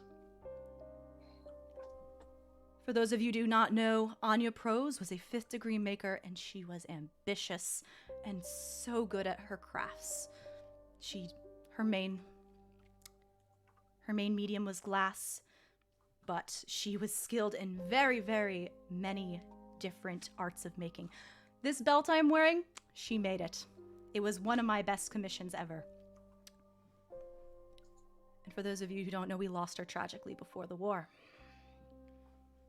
So in honor of Anya, a toast. And he raises his glass. And as he raises his glass, I need everyone to roll me a resist roll, please. Huh? Sorry. New players. How? Okay, so there are 3 types. Excuse me? There are 3 types of defense rolls in Invisible Sun. Basically, there's dodge, resist, and I don't remember the last one, but it's like physicality based. Resist rolls have to do with your mind and intellect. So I need everyone to please roll me a roll. If you have any skills in resist, you may add that, and if you like to add Bene from your intellect pool, you may also add that for me, please. I have a question. Yes. If you add a Bene from your intellect, is that like a depleted resource, or is that like every time you can do that? It is a depleted resource until you refresh your pool with one of your rests. I have a follow-up question about the Yes. +2 for ventures for empaths. Ah, yes. Is that just automatic, or That is is that automatic. okay. So if you are an empath, you have a +2 to your ventures. Everyone else has a +1. So please factor that into your roll.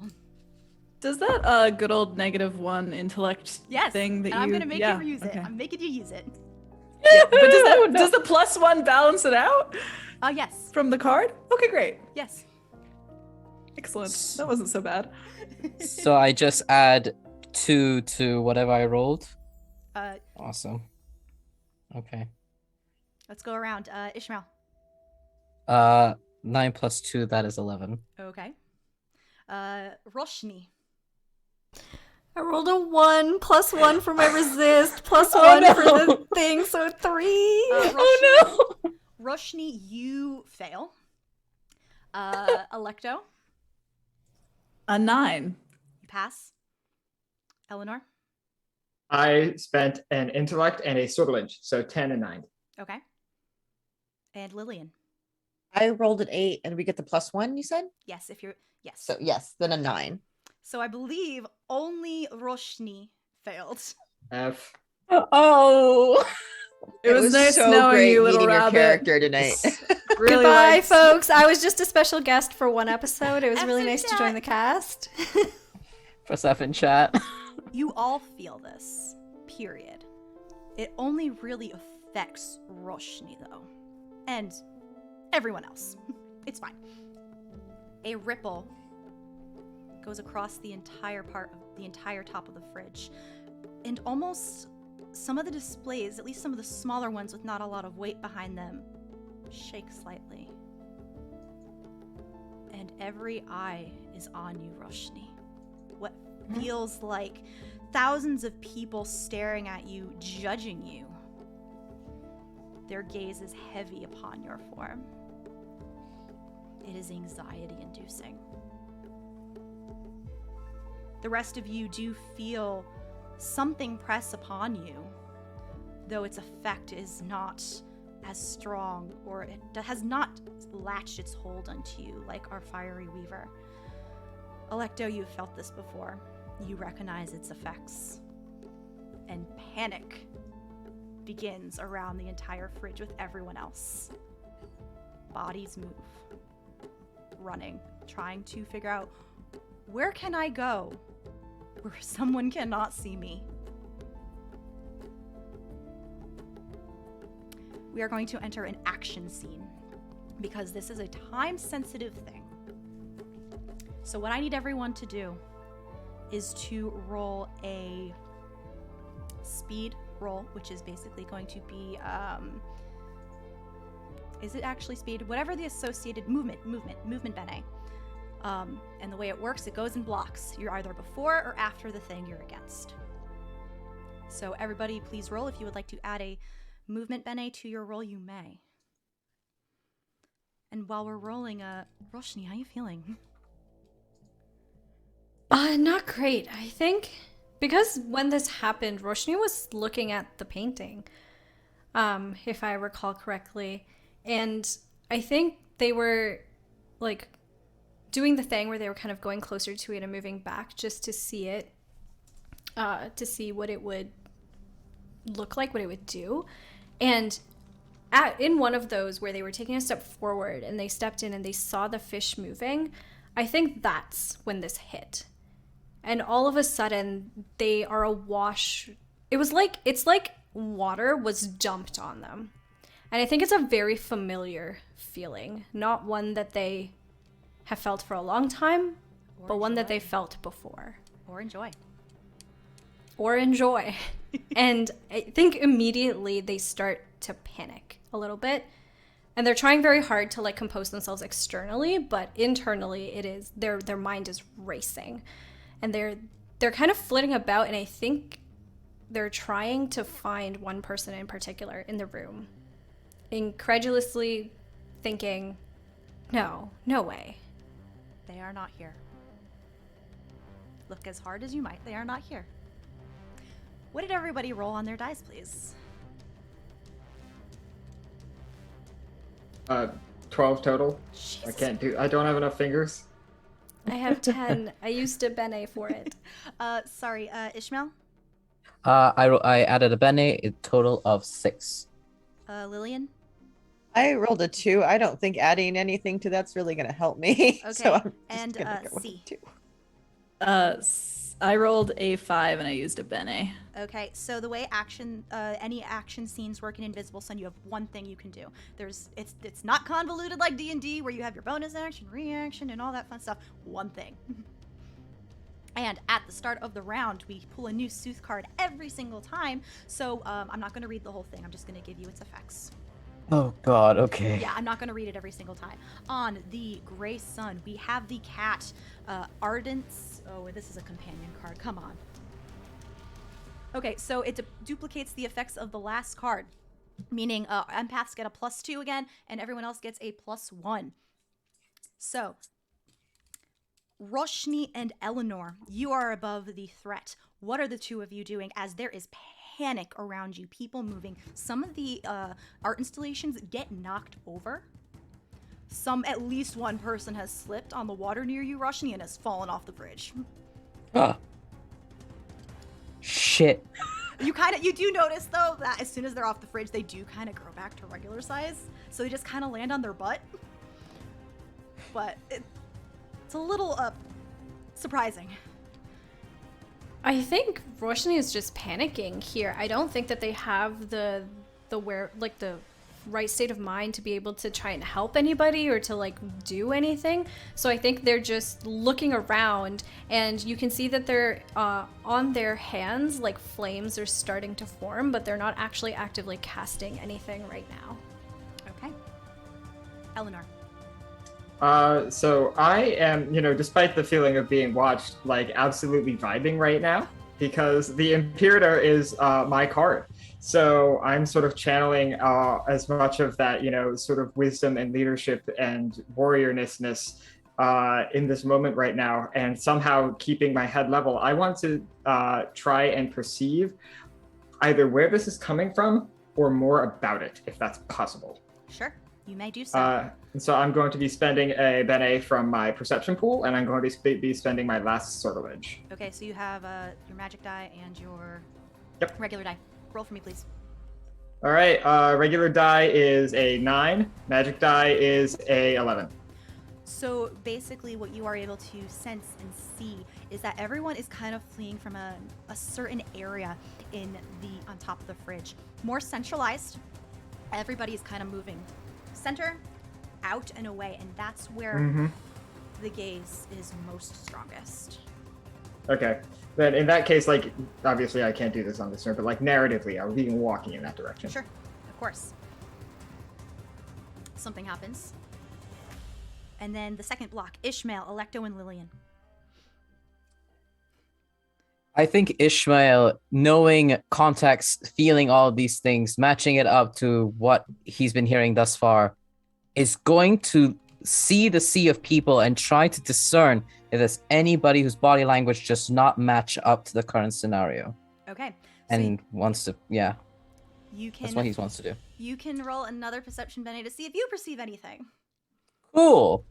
I will add my thing, the Jake. Ooh, pog. That is a 10 until I added a Bene for my perception tool. Okay. Oh, wait, I need to add my +2. You fucking see, you do see stuff. 12. You do be seeing. Time slows down for you. As you are looking over this crowd, people are panicking and moving. And yet there is one figure that is casually, hands in their pockets, making their way towards the edge of the fridge, back near the thought forms that offered you drinks. Messy brown hair, hazel eyes, a pained expression on their face. And your eyes meet for a second as they walk off the fridge.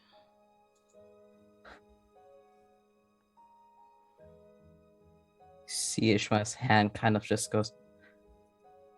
And I don't think he can do it this turn, but he will be skedaddling over there. Alecto and Lillian.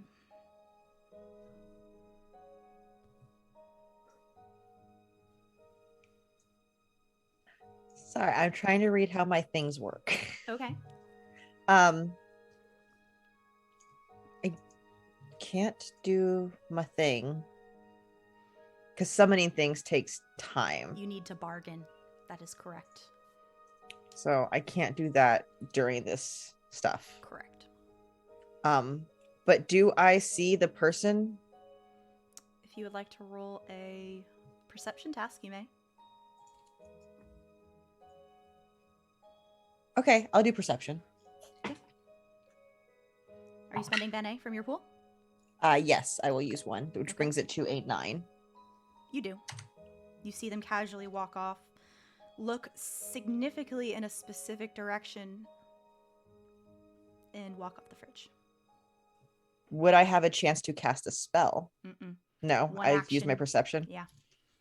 Okay, well that's what I did. And Alecto. Okay, so should I do the wild thing that I have? I think I should. What do you tell me? What you did tell me when I was talking that you try to break systems for your GMs. So break me. Do it. I mean, it's actually me playing a stoic character. Like, think before I act, versus me actually being me. I think Alecto knows what this is. Oh, of course, you do. You 100% know. And as they are standing by this old piece of art that they used to know, and they see everyone. It's not there. Huh? Oh. I'm sorry, what? Oh, it's not there. Say more, Mayor. Say more. I'm intrigued. Since you have brought it up, my lovely, lovely sea. The glass is broken. The runes on the glass are visible and broken and skewed. There is no hand armor in there. And I saw nothing. You saw nothing.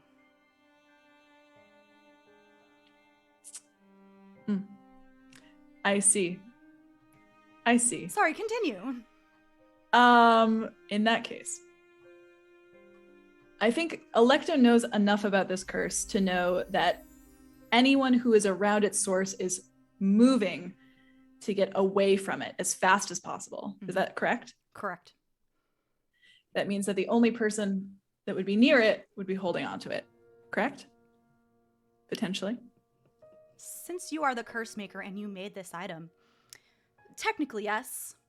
Or it's just sitting on the top of the fridge in the middle of the crowd.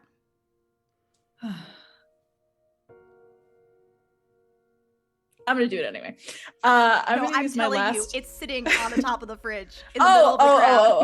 Oh, I see. So there are people running around it? Yes.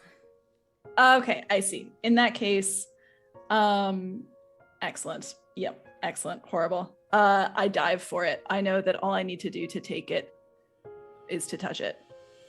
And I will. Ishmael, Lillian, Eleanor, and Roshni. As soon as Alecto's hands wrap around this glass-painted eye, the gaze of thousands fade away from you. Roshni, the panic disappears, though the physical effects probably still remain. And Alecto, all eyes are on you. And I think the glass, as they touch it, kind of shatters in their hand as the curse seeps like up. And I think this little an eye kind of opens in one of their tattoos. Not like an actual eye, but like the tattoo like turns into an eye as the curse like takes root in their body.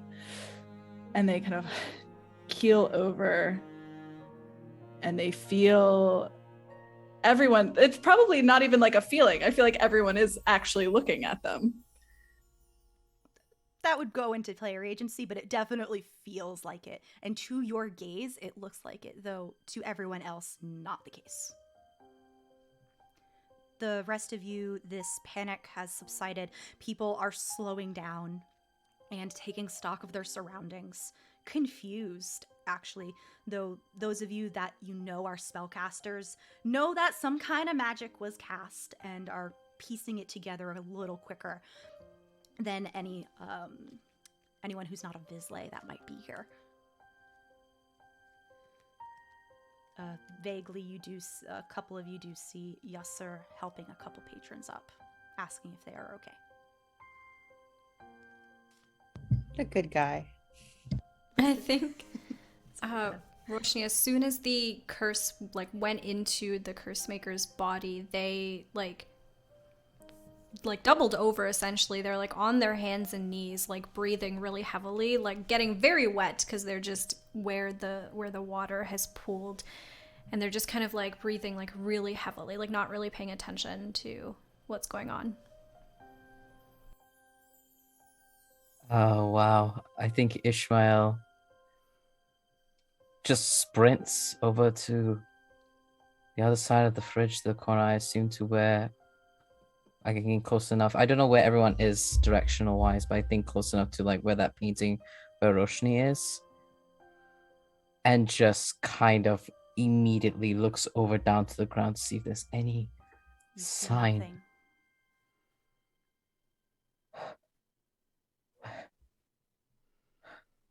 Where'd he go? Where did he? This very normally suave, smooth-talking person is, if any of you do see him, speechless. I think Lillian would also be running towards the direction the person jumped from. Mm-hmm. And Ishmael, seeing Ishmael, did you see them? I did. Would you recognize them again? I would recognize them in an ocean of people. And you see him immediately start to want to slide down off of the fridge. There is a very palpable vision of desperation that is covering Ishmael's face, and the usual like suave librarian who helps you find your research is nowhere to be seen.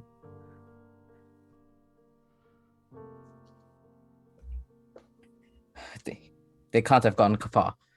Should we go after them? I think we should, or we're gonna lose them. Then let's go.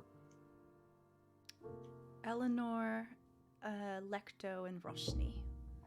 While this brief conversation is happening, what are the three of you doing?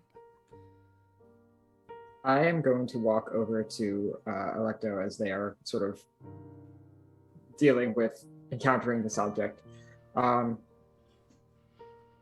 And if they will permit, I will sort of like put a hand on their arm. I think as Eleanor goes to touch Alecto, Ree like raises a hand. Don't, please.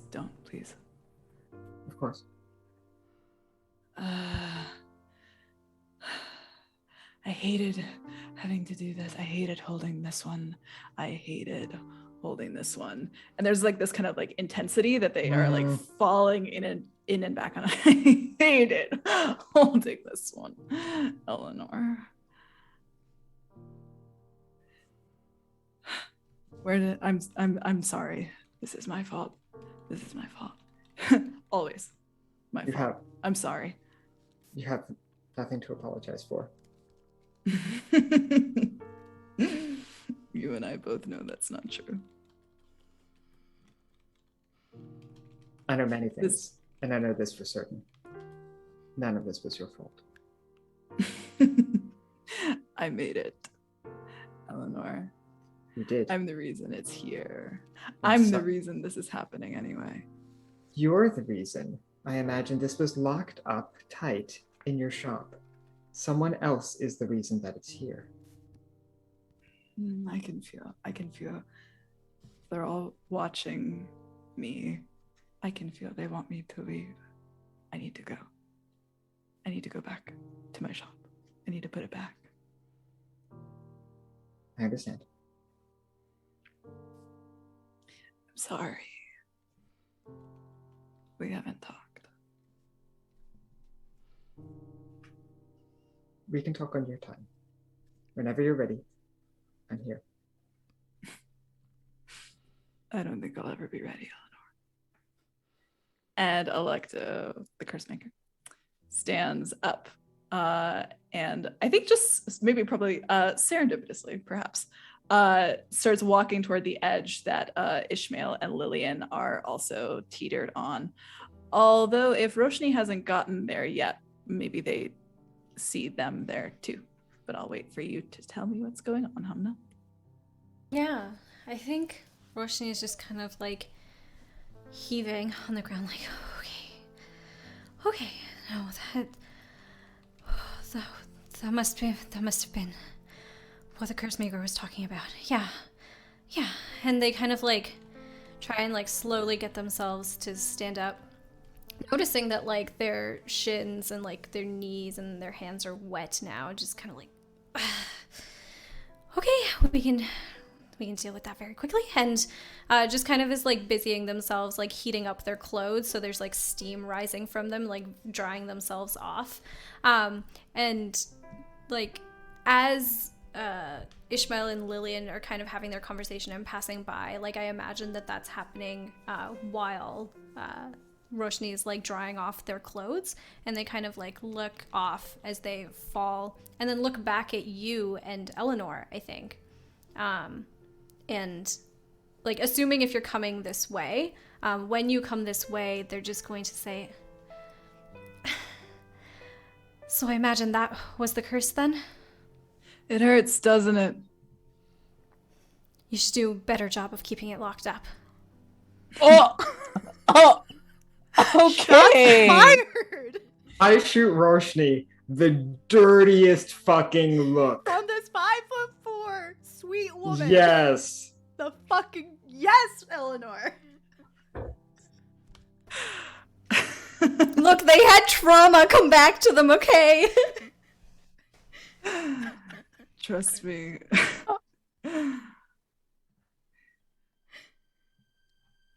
You have no idea. You have no idea, little rabbit, how it hurts. I don't think that's so true. It wasn't before, and it certainly isn't now. I can tell what you're feeling. So let's just get it back where it needs to be.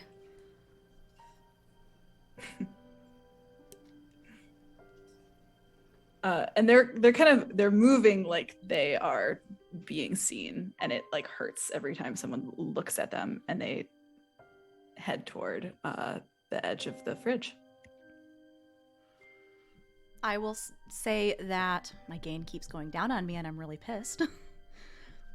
I will say that Alecto, you are able to get to the edge of the roof right about as you hear them saying, "Should we go after them?" Did you see? Did you Yes. see it? Yes. Sorry. I saw them. And they can't have gone far. We need to find them. Did you recognize them? I'd recognize them in a sea and ocean of people. I will know them when I see them. Then you come with me. I need to get this out of my body before I can do anything. And if it would make me very, very happy to know who's been in my shop. I think the realization dawns on Ishmael. And you see the suaveness comes back like a mask is being donned. Yes. Let's. You too. Come.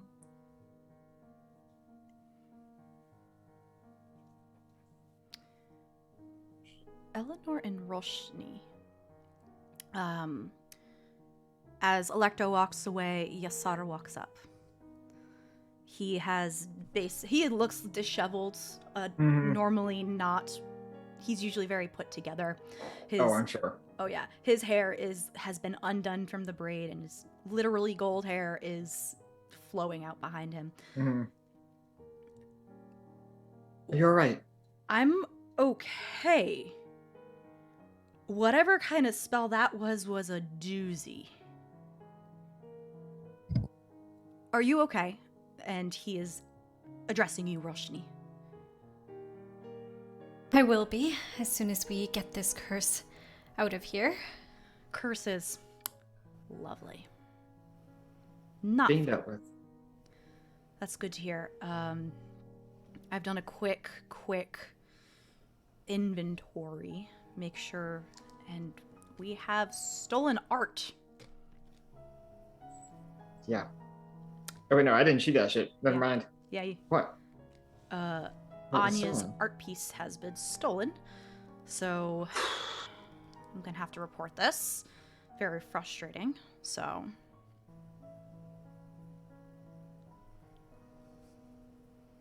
Do I know what that thing does? Or is it just art? I'll allow you to roll for it. All right, sure, let's go. It'll be very difficult. All right. And this will mostly be to tell you if you know it's magic or not necessarily its purpose. All right. So 2 skills that may apply. One is understanding or identifying materials. Does that work?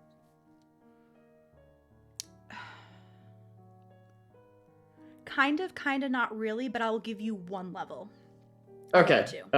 If that's kind of and kind of not really, then I won't even bother with the second one. So that's 1 level of skill. What is our Sooth card still the adept? I probably should have drawn a new Sooth card. Sorry, so I'm going to do that quickly. All right. I'm going to pull the Enticing Jewel, which, come on, is a value of 2. Vision, Swan's Blades, and Water Invisible Magic is enhanced.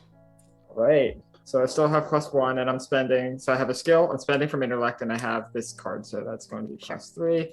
Out of sortilege. So let's roll 1 number. How much sortilege do you have? 2. Okay. It's like, how much did you give yourself? 7 total. It's fine. Keep going. Sorry, continue. 7 total. Oh, 7 total. Yeah. You don't know its purpose. Though, by looking at it, and your relationship with Anya is up to you on how well you knew her, but you're well connected, and she was a social butterfly, so probably not know each other. It was magic. And for sure, yeah. She was a 5th degree maker who never moved up to the 6th degree. She has the skills of a 6th degree maker. So whatever it is, you know it's strong. Yeah, Though sure. someone probably like Yasser, who is a Vance, probably did not realize like what exactly this was. So, but it was magical. Gotcha. Right. You look concerned, Eleanor. I am a little bit. It's Care to explain why? well, that item was almost certainly magical, but I don't know what it does. Okay. And that's concerning, specifically given how capable Anya was. And it was stolen. And it was stolen. Great. Lovely. Well, I am going to go report this to the local Jarrett. I will ask the thought forms to close up, double check everything, clean up, and he waves his hand at everything. The mess. If you hear anything, will you keep me updated? Will do. Right now, I'm going to help a friend. And I'll ask the children about this later tonight. One of these days, you're going to need to tell me how you befriended them, because they're creepy as hell. They're very knowledgeable. Does not change the fact that they're creepy as hell. Perhaps. And he will take his leave. Sure. So, Invisible Sun is a very player-driven game. Where do we find ourselves for the group? I know Alecto, Lillian, and Ishmael were heading over to Alecto's shop, but where does that leave Roshni and Eleanor? Roshni is not letting them go without them. They need to see that this curse has been dealt with. This has caused problems. Fair. And Eleanor? And right now, my main concern is the curse maker. So I will follow them, and once that has been dealt with, other things will be dealt with. Beautiful. I'm going to pull another card. The very hot revolutionary card. I'll put it in our Discord chat, and I'll show you the picture of this art in just a second. But the card is the revolutionary on the. That is Red Sun. Value of 9.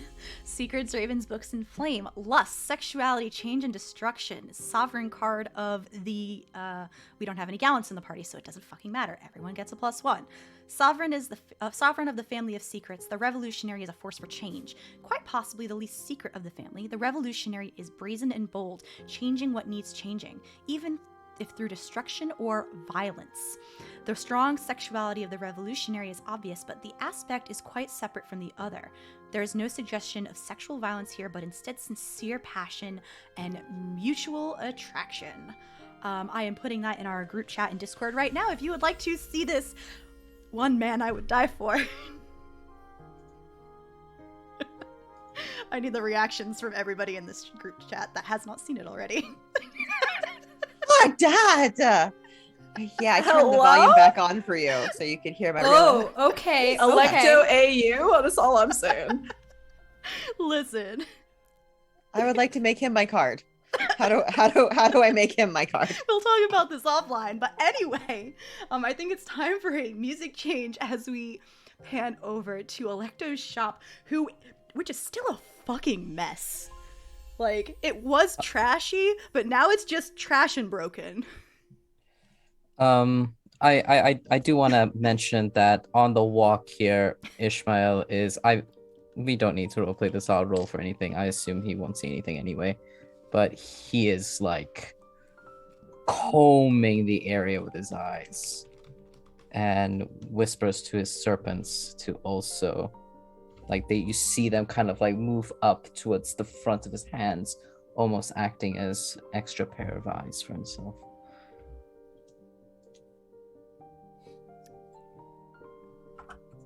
You see nothing. I'm not going to make you roll. Nothing. Thank you. That's fine. Anyway. I think... Back up. Sorry, go ahead.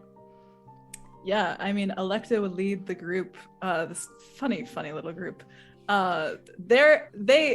Whereas they were walking with purpose before, they're now walking with head down, just as fast, but like head down, hood up, like their cloak wrapped around themselves as much as possible, like looking over their shoulder, probably at the group. Like it almost like gets to the point where like maybe like it seems like maybe they think that they're being chased by the four of you. even though that's probably not the case. And they are, the struggle I think is very clear in their body. And as they get back to this neighborhood district of their shop, the same kind of rickety door that it was not, I think, in the same place as where Roshni and Lillian went in the first time. But I think the curse maker intrinsically knows where to go to get to it. And they go down like a different series of alleys until they're kind of like behind a trash can, and they basically just kick the door open. They shove it with their whole body, and they have to duck through their own door. Ding, ding, ding-a-ling. Yep. All three of them. They duck through their own door, which I think is ridiculous. And they just start moving. And if Eleanor is there, they will turn to her pretty immediately. Make me something for this. Anything, out of anything in here. Just find something. All right. So I will ask Mare, what do I think I would need to make as a vessel to hold this thing? You know that the vessel itself, the curse itself has to do with being watched and paranoia. Mm-hmm. Something that can relate to that and hold it. Mm-hmm. Alecto described it earlier as an eye pendant made out of glass. So anything along that realm. And there's a lot of crap in here. I'm sure you can find something. You don't need me to tell you what you find. Yeah. As far as like level, what do I need to worry about that as far as the available materials? Not for this. We're doing the way we're C and I are doing Alecto's stuff for curses is not a canon roll. So we don't need to worry about it. All right, then what I'm going to do is I'm going to look around the shop until I find a relatively sizable mirror. Lowercase mirror. Yeah, lowercase m mirror. And if you look closely, you would see Eleanor look into this mirror, and just her face just grows deeply despondent for like a split second before focusing back up, and she picks up the mirror and begins working on that. Are there any rolls you want me to make for that? No. All right, then I will transform this mirror into something that can hold the curse. C. Eleanor hands you this mirror, and eventually you will succeed. It's just going to be how long it takes. So in the interest of time, we won't go by the rules this time. So I just want you to roll one die, and whatever you get on the die is how long it will take. Is that fair? I rolled a 7. Fairly quickly. Not as quick as you would like it to be, because with all these eyes gazing down upon you, time seems to stretch. But it is, to everyone else, fairly quick, maybe like 5-10 minutes max. Mm-hmm. And I think they kind of just, they just like leave the room open for Roshni, Lillian, and Ishmael to come in. And Ishmael, who had never been in their shop in the first place, would see what I had described earlier. It's a wreck, though. Lots of stuff, though. And they just, they move to their workbench, and they slide everything off onto the floor. They take their sword off, and it just kind of, clanks to the ground next to them. And they just, slam, both of their fists onto the table and just, kind of groan and... as more eyes, I think, are forming in the tattoos, as it continues to like live in them. Yeah. I hate it, but I love it. It's fine. Anytime now, Eleanor, please, something. And I think that's when the mirror comes. And they start working on it. This is actually a great question. What does their magic look like? It's not making, it's not weaving, it's not summoning, it's not spell work necessarily.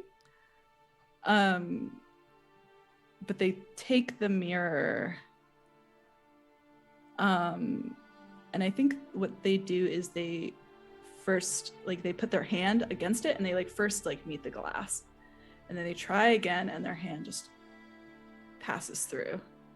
and doesn't go anywhere until like they kind of like reach it like up their arm until they start like catch it, and the eyes in their tattoos start to like filter down. Like they're getting like pulled into the mirror as their eyes close underneath their mask, and like their whole body just kind of hums with this like power and this energy, and something is happening intrinsically in them until the eyes like flit down and kind of get sucked into the mask, and they pull their arm out really fast. Fucking finally. And they put the mirror down on the ground and both hands away. I think this whole time, Roshni has insisted on sitting on one edge of the workbench, like on the bench, like not on a chair. I do have a question. Did you ever get that chair, Alecto? Did I ever get a chair? The chair for PAX. Oh. I got a cardboard box I found. That's Or I found a broken chair. I found a broken chair in the junkyard. So there's like an armchair with some stuffing coming out of it in the corner, which had been tipped over, but Lillian or Ishmael could tip it back up right if they wanted. Yeah, so I think ignoring that, I'm not sitting there. Roshni like insisted on sitting on the workbench, like on the side, and like arms crossed, like leg bouncing, foot bouncing, and like anxiety, like watching the curse maker like do rare work.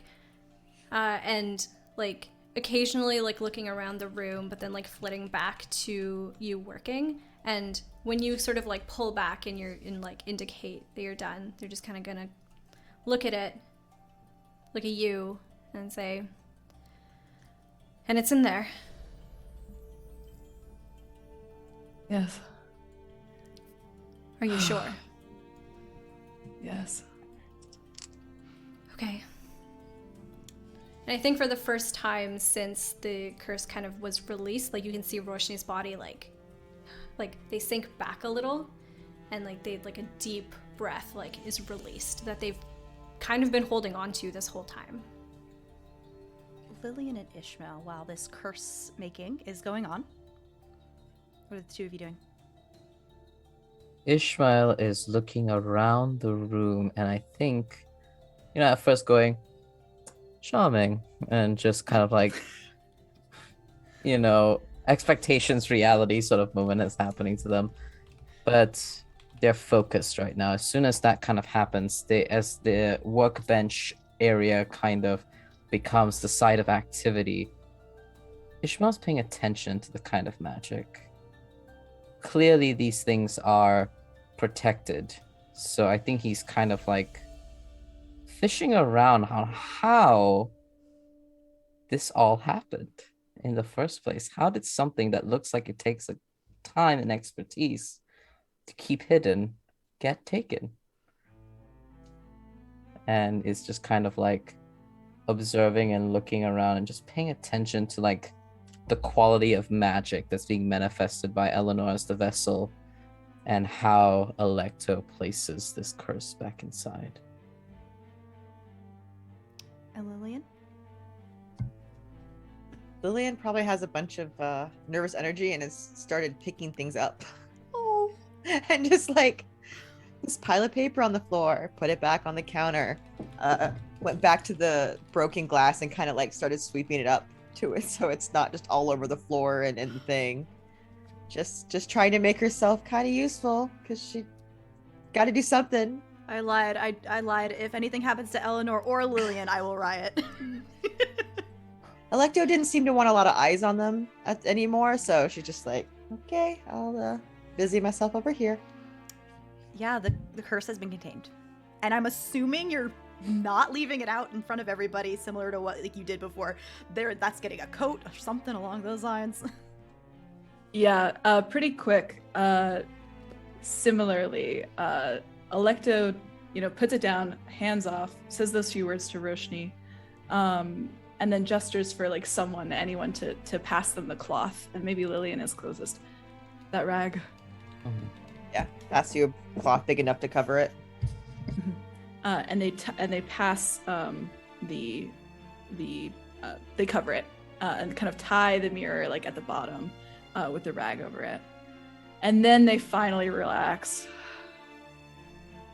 and they like you know how like you're like, yeah, okay, and you like push your head back, they thump down behind their desk and they push their mask up. And they have you know, this they're so hot. That's all I'm gonna say. They're so hot. Lillian They're drops just- the stack of paper she was holding. Please continue. They're so pretty. They have these like thick, like dark eyebrows, like angular faced with this kind of almost like this like gentle slope of the nose, but this like tattoos and this like intensity that kind of just radiates off of them. And they like push it back so it's just kind of like resting on top of their head. And when they open their eyes, their left eye is blue, this kind of crystalline blue that doesn't seem to fit right in their face. And their other eye is this like dark, beautiful, like deep brown. Eleanor, you might recognize the blue eye. Blue eyes are not uncommon, see? Listen, all I'm It's saying. it's the logical. phrasing. You will recognize the blue eye. Whose eye? Sorry. Listen, I love to give gifts as a player. That's all I'm saying. Out of character, you can give the gift. In character, I'm sorry, but I can't allow it. There's a lot of blue eyes. I'll accept this. One They out of look two is hot. good enough for me. Like, I love you, but I gotta draw the line somewhere.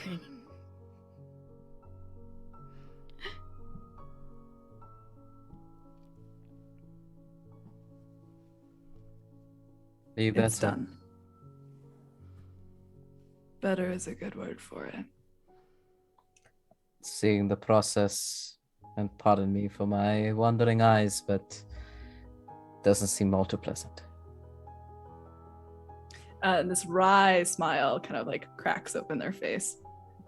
You have no idea. How did something like that get taken? You seem to be a careful caretaker. I like to think I am. So I take it it's not an Somebody- easy task then. It doesn't happen. It's never happened. Nobody has ever stolen anything from me. They knew what they were doing. They hid themselves well. And they knew that it was a means to a different end. Seems like somebody who maybe knows you well. To go through your defenses. And you said you gotta look at them. Initially, in a response to Roshni's statement, Ishmael almost mutters underneath their breath, I wouldn't know about that.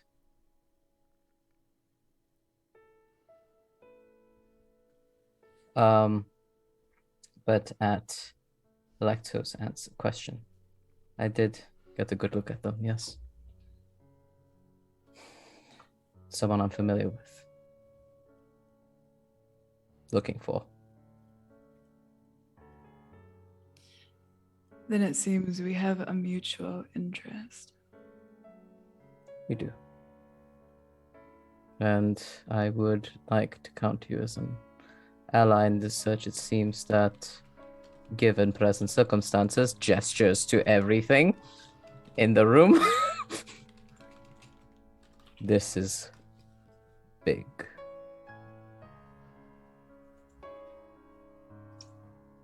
I would say perhaps that's even an understatement. Was anything else taken from the gallery? Or was it just to create chaos? I don't even know if you know that something was taken yet, Yeah, Ishmael. that's why he's asking. Oh, Was okay. anything else taken? Or was it just to cause chaos? Alecto looks at Eleanor. Something was stolen. Valuable artwork, sculpture. A piece by a maker. A very capable one. I am unfamiliar with Mako magics. I assume that is a bad thing. Very much so. Eleanor, do you describe the item? What? Oh yeah, for sure. Whether the name or the item, the Anya prose or the item is familiar to everyone, except for Lillian, where it just seems hella familiar. If you could wait till tomorrow, I have photos of both guests of the event and of the item in question. I could have them printed out for tomorrow, and we can go through and you can point out the person so we all know who we're looking for. That could be helpful, and I might, if you permit, you might give me something to show the children. Yes, the children? Excuse me. Oh. Do you have children? Oh, no, I don't. The unseen children, y'all will know that the unseen children are like these little like spirits of like kids that are just invisible and just around. They're visible until they don't want to be. Yeah. It's really creepy. A lot of children went missing during the war, and they're very quiet. They're very good at getting into places, and they're unsettling. And Eleanor evidently just talks to them. A question for Ellen, like for Alex, about Eleanor. Would the children have spent any time in the house without a key? Almost certainly. We're probably not using it as necessity because like they're like intangible, but Stealing cookies like from the kitchen. Yeah, it seems like a place they would hang out and like, cause like, minor nuisance type behavior. And I think Roshni has probably like met these children at some point in time, like staying at the house. Yeah, met in. They avoid the fuck out of you. Actually, anyone except Eleanor. Why? I'm so delightful. It's better if you don't interact.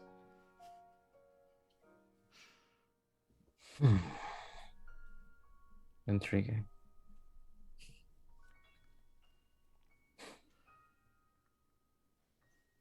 Now that you've been here, the four of you will be able to find your way back easily.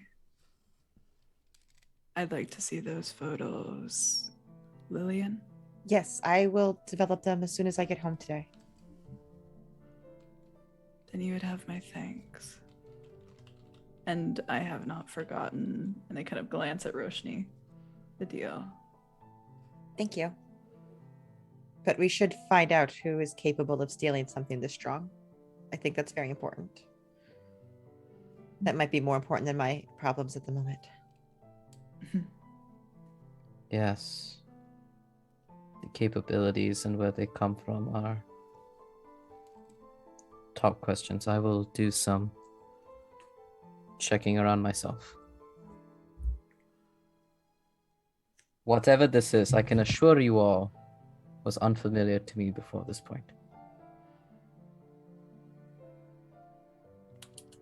Well, if we're all getting information, I suppose I could talk to some people who owe me things and help you find this person. What a generous offer. I'm nothing if not generous, darling. You should know that by now. And without the mask on, they kind of smile, and laugh a little. That moment in like Beauty and the Beast where like we go, Yeah. over against. All right. Is there any other scenes that the group would like to do before I have these two small side scenes that I would like to have with some characters? The only thing I would like to do is ask the curse maker if this is where they live. Yes, it is. All right. Sorry, I was waiting for a bitch you live like this. Nope. But No, Eleanor's She's not Roshni. I was gonna say, Roshni Roshni has already said Roshni, that. Like, not Elle. I have other things in mind with that information. Oh, God. Knowing Alex, that's terrifying. That sounds like a threat. Maybe it is. We don't know. Is Time it to move. Time to move. So- Not anymore. So in that case, I would like to do start one of two side scenes. Eleanor, you head home to the house without a key. What does this house look like, by the way? I never actually got that information. Yeah. The house without a key is like, functionally, its purpose is to be a shelter for anyone who wants or needs one at the time. In appearance, it looks very old and rickety. It's almost like a cartoon house in that it's like too narrow for how tall it is, and there's like weird sort of juts out on miscellaneous floors. It's not like straight vertical up and down. Mostly a wooden structure, and it just definitely does not seem architecturally sound. It definitely doesn't seem like a place. It seems like a bitch you live here type of place. But true to its name, I just walk right up to this place and open the door. Okay. It is simple enough. The house, as always, groans and moves in odd ways, but it never seems in fear of falling apart, at least internally, no matter how rickety it looks outside. There are a handful of people already inside making themselves at home, but you do have private quarters. And as you head back to your private quarters, your door is open. This is either very good or very bad. Do you head home? Yeah. You, is this a bedroom, or is this your like workshop, or what kind of room is this? Or just like Probably high key, probably both. Okay, so Eleanor, similar to an Alecto situation, does the work in her room. Yeah, it's much more organized than Alecto's place, but like, yeah. I'm just imagining an easel with a like canvas on the ground and like paint splatters all over it. But anyway, very quickly, before you even can like register on who you are seeing that has let themselves into your home, if you will permit, you are swept up around the waist and swung in a circle. Hey. Eleanor! My dear! And before you is a young person with short brown hair in a very nice brown suit. What color are their eyes? I never got that from you. Oh gosh. I only sent you the picture. That's all I had. Yeah, well, guess what? I can't see his eyes. Shit. Fuck. Let's call it brown and call it a day. Beautiful. The excited babbling of your partner, Kay. Eleanor, how was the gallery? I'm so sorry I could not make it. It might have been for the best. Oh, do you want to talk about it? Or is it just... Okay. It's... Come here. And they will take your hands and kind of like lead you over to like whatever, like your easel stool. Yeah. They'll allow you to sit. They will stand. Everything went well. And he actually kind of kneels in front of you as you speak. Yeah, sure. I'm sort of like holding his hands as we talk. Everything went well at first, but somebody I used to know showed up, and it was genuinely good to see them again. But we came with a warning about a missing item, stolen item, something along those lines. That's very concerning. Is it just an art thief? No, it was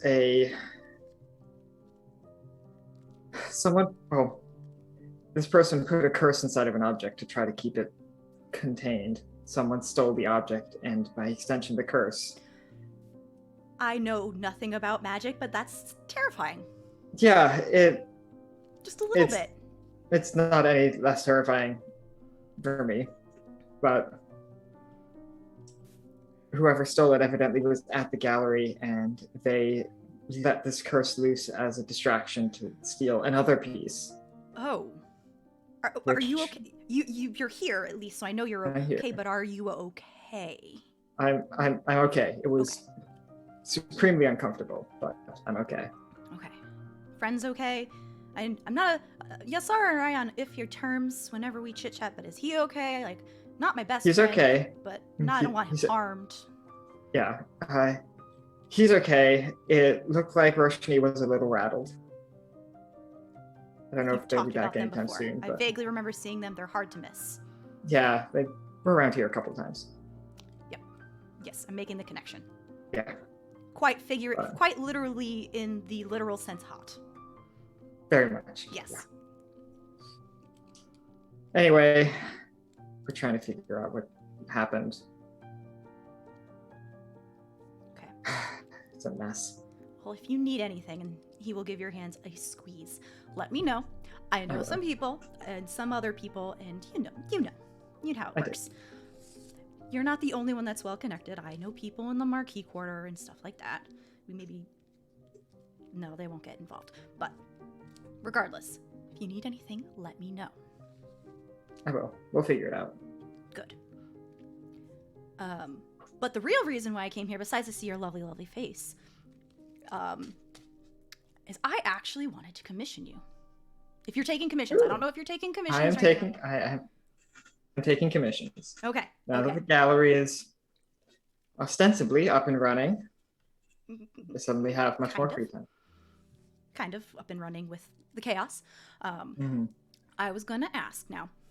Please hear me out. And if you don't want to take this commission, you are more than welcome not to. But okay. I live in the Marquee Quarter, you live in Fartown, and sometimes schedules do not line up all the time. Would you be willing to paint a portrait of you for me to keep with me? It's up to you. Like, or at least think about it. Like, I know you were just super stressful with the gallery that's going on and everything, and I'm sure you're still riding off that stressful workload high, as well as, the chaos that you just told me. I probably should have not have asked you. So we can come back to this another day, but I wanted to at least say something before I forgot. So I rolled a die for this because I didn't know how it was going to end up, but I do manage to retain my composure at this request. Okay. Yeah, we can revisit it. Okay. For sure. And he will give your hands another squeeze. And if you'll permit it, give you a kiss. Then I will, of course, invite him to stay around as long as he would like. Yeah. And you have a lovely evening. Oh. I have one more scene. Are we okay if we go a little over, everybody?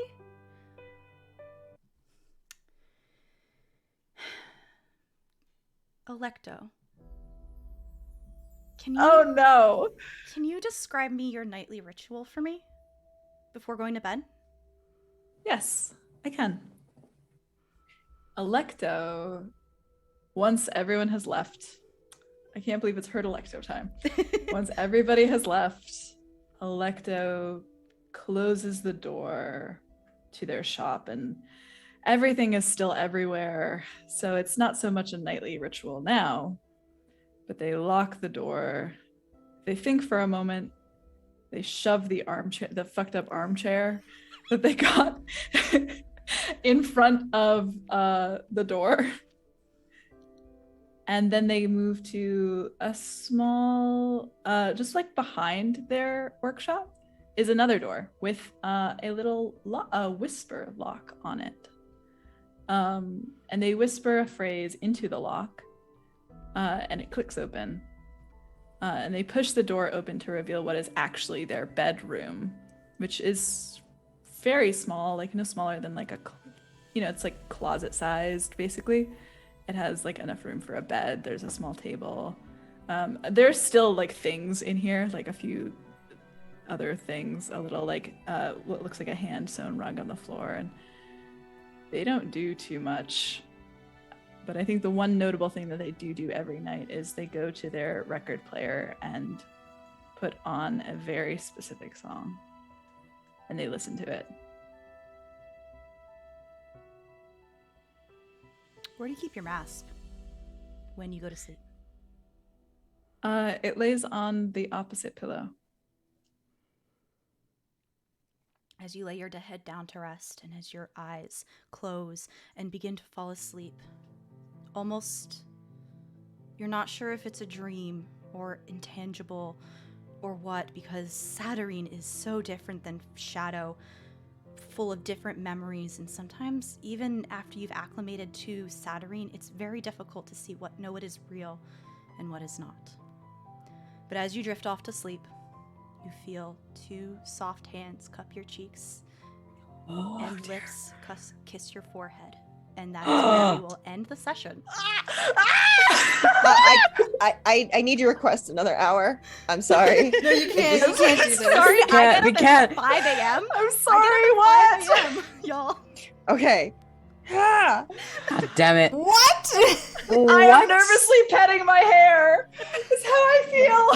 Hey everybody, thanks for joining us for Invisible Sun, the premiere of The Soul's Confidant.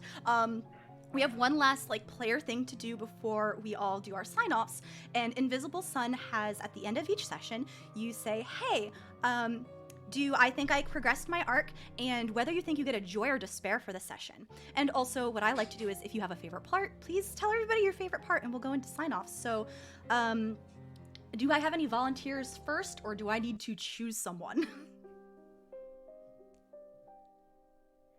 I guess I'll start. Okay. Yeah. So tell us about whether you think you progressed your arc a little bit, and whether you want to get a just joy or despair for the session, and then your favorite part and sign-offs.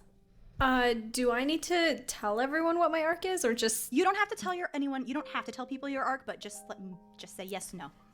Okay. I don't. Depends on how you look at it. I'm gonna say yes. I will be a deciding factor. It'll be a yes. Okay.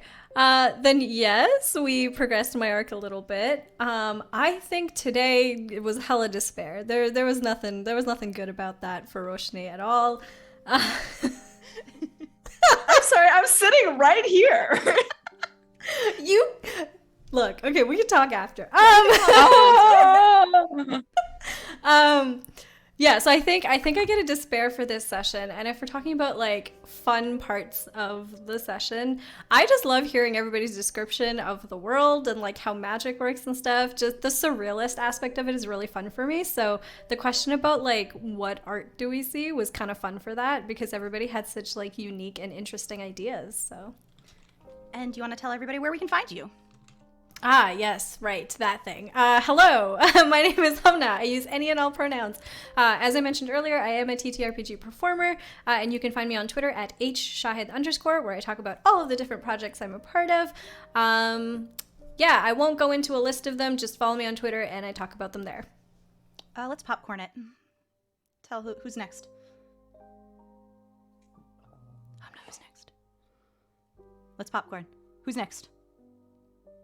It's okay. Sorry, my brain was It's okay. not paying attention. Pesky I'm sorry? Pesky mute button. Yeah, right. I will pass it over to Val. Hi. Alrighty, we are doing whether I progress my arc. Yes, Ishmael did indeed progress in their arc for sure.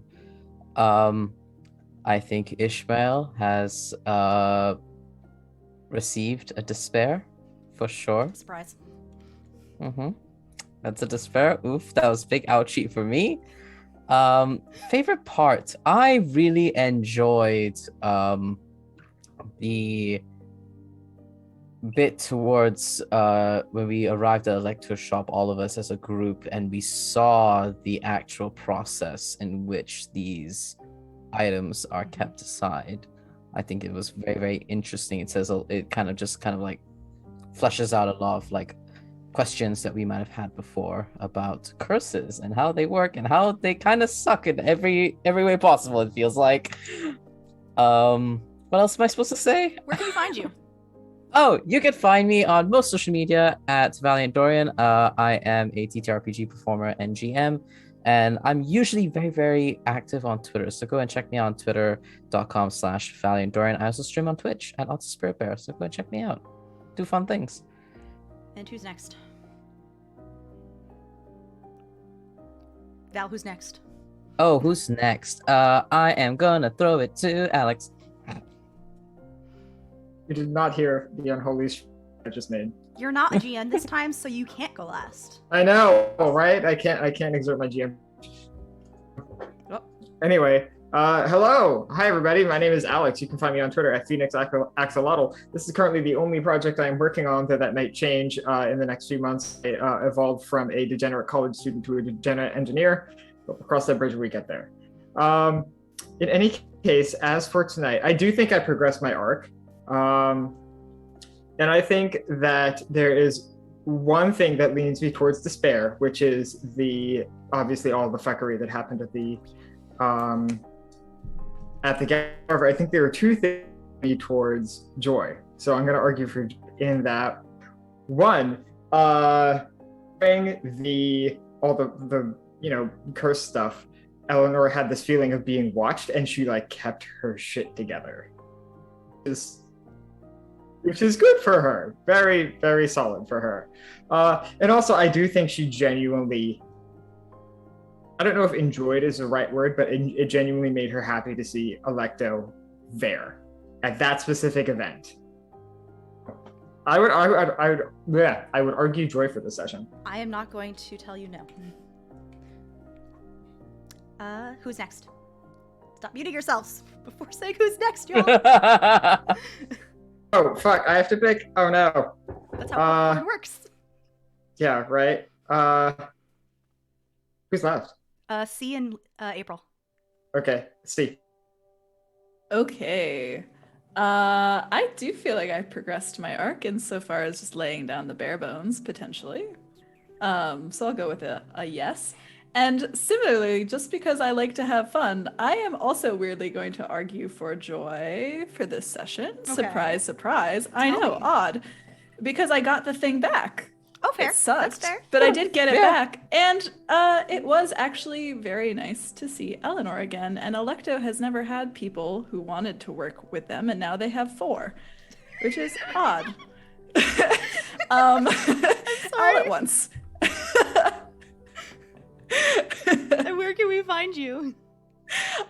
You can find me, hi y'all, my name is Sia, use they, them pronouns. You can find me streaming most of the time on Transplanar RPG. If you don't know, you should probably know.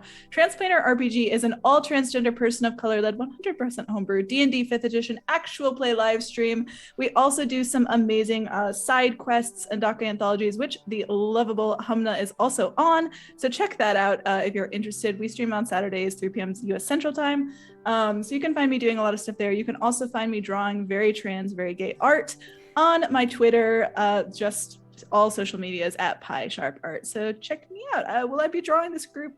Yes, I will. And since I'm the only one who knows how popcorn works, it is April's turn. You're the only one who knows how it works, but I'm the last person, so you did perfect. Proud of you. 10 out of 10. 10 out of 10. So I want to argue that I have started on my arc, only because I have now got connections to the curse maker who I think could give me answers.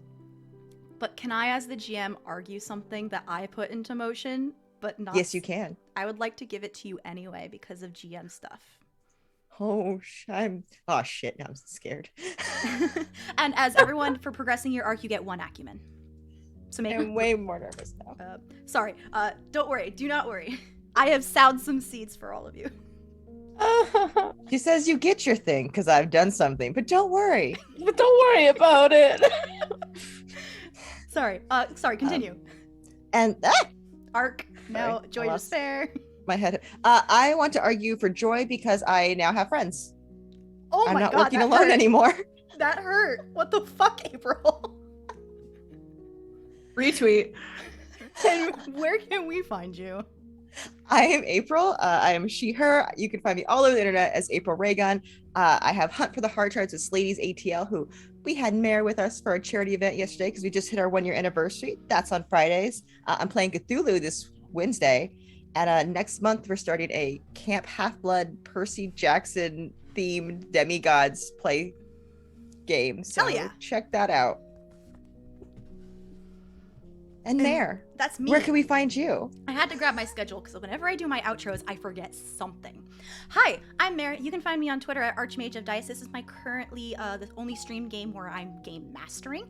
Every other Tuesday on Graham Cracker's channel, I play your lovely changeling Artelok River in Anarian's Rest. I am also one of the producers and leadership members here over at Friends Who Roll Dice. Please come check us out. We have a lot of cool things. Right now, we have a Urban Shadows casting call open. Please check our Twitter. That is currently the pinned tweet. That will be GM'd by @ReliableElliot on Twitter. I'm also helping out with a bunch of charity streams over on Eva Sarach's channel to raise money for Stand Up to Cancer. We have several more games left. I believe next week we have one on Monday, Wednesday, and Friday. We are currently, I think, at like $3,700, where we originally started off at like $1,000. So please go check this out. It's a great resource. It's by patients for patients, and we've been doing a lot of good with this campaign, and we would love to see you there. We have Flying Circus being GM'd by the creator by Open Sketchbook. We have another D&D game GM'd by Little Red Dot, and we also have a City of Mist game GM'd by the creator Amit. So please go check that out, and I think that's it. Oh, there's a lot of October is a shit show, everybody. So much is going on in October. And one last thing. We're still figuring out who, but some of the cast will be doing an interview on the Cypher Unlimited Twitch on November 17th. So go check them out, give them a follow, join their Discord. They're super cool. We will see you on November. We're taking Halloween off because we have a lot of spooky witches in this call. We will be back on November 7th for our next game, so 2 weeks from now. And I hope you all can live with the suspense for 2 weeks. I don't think I can, actually. No, I no. might need to cancel which weekend, so we can just play. Anyway, we'll see you all soon. Bye. Bye. Bye.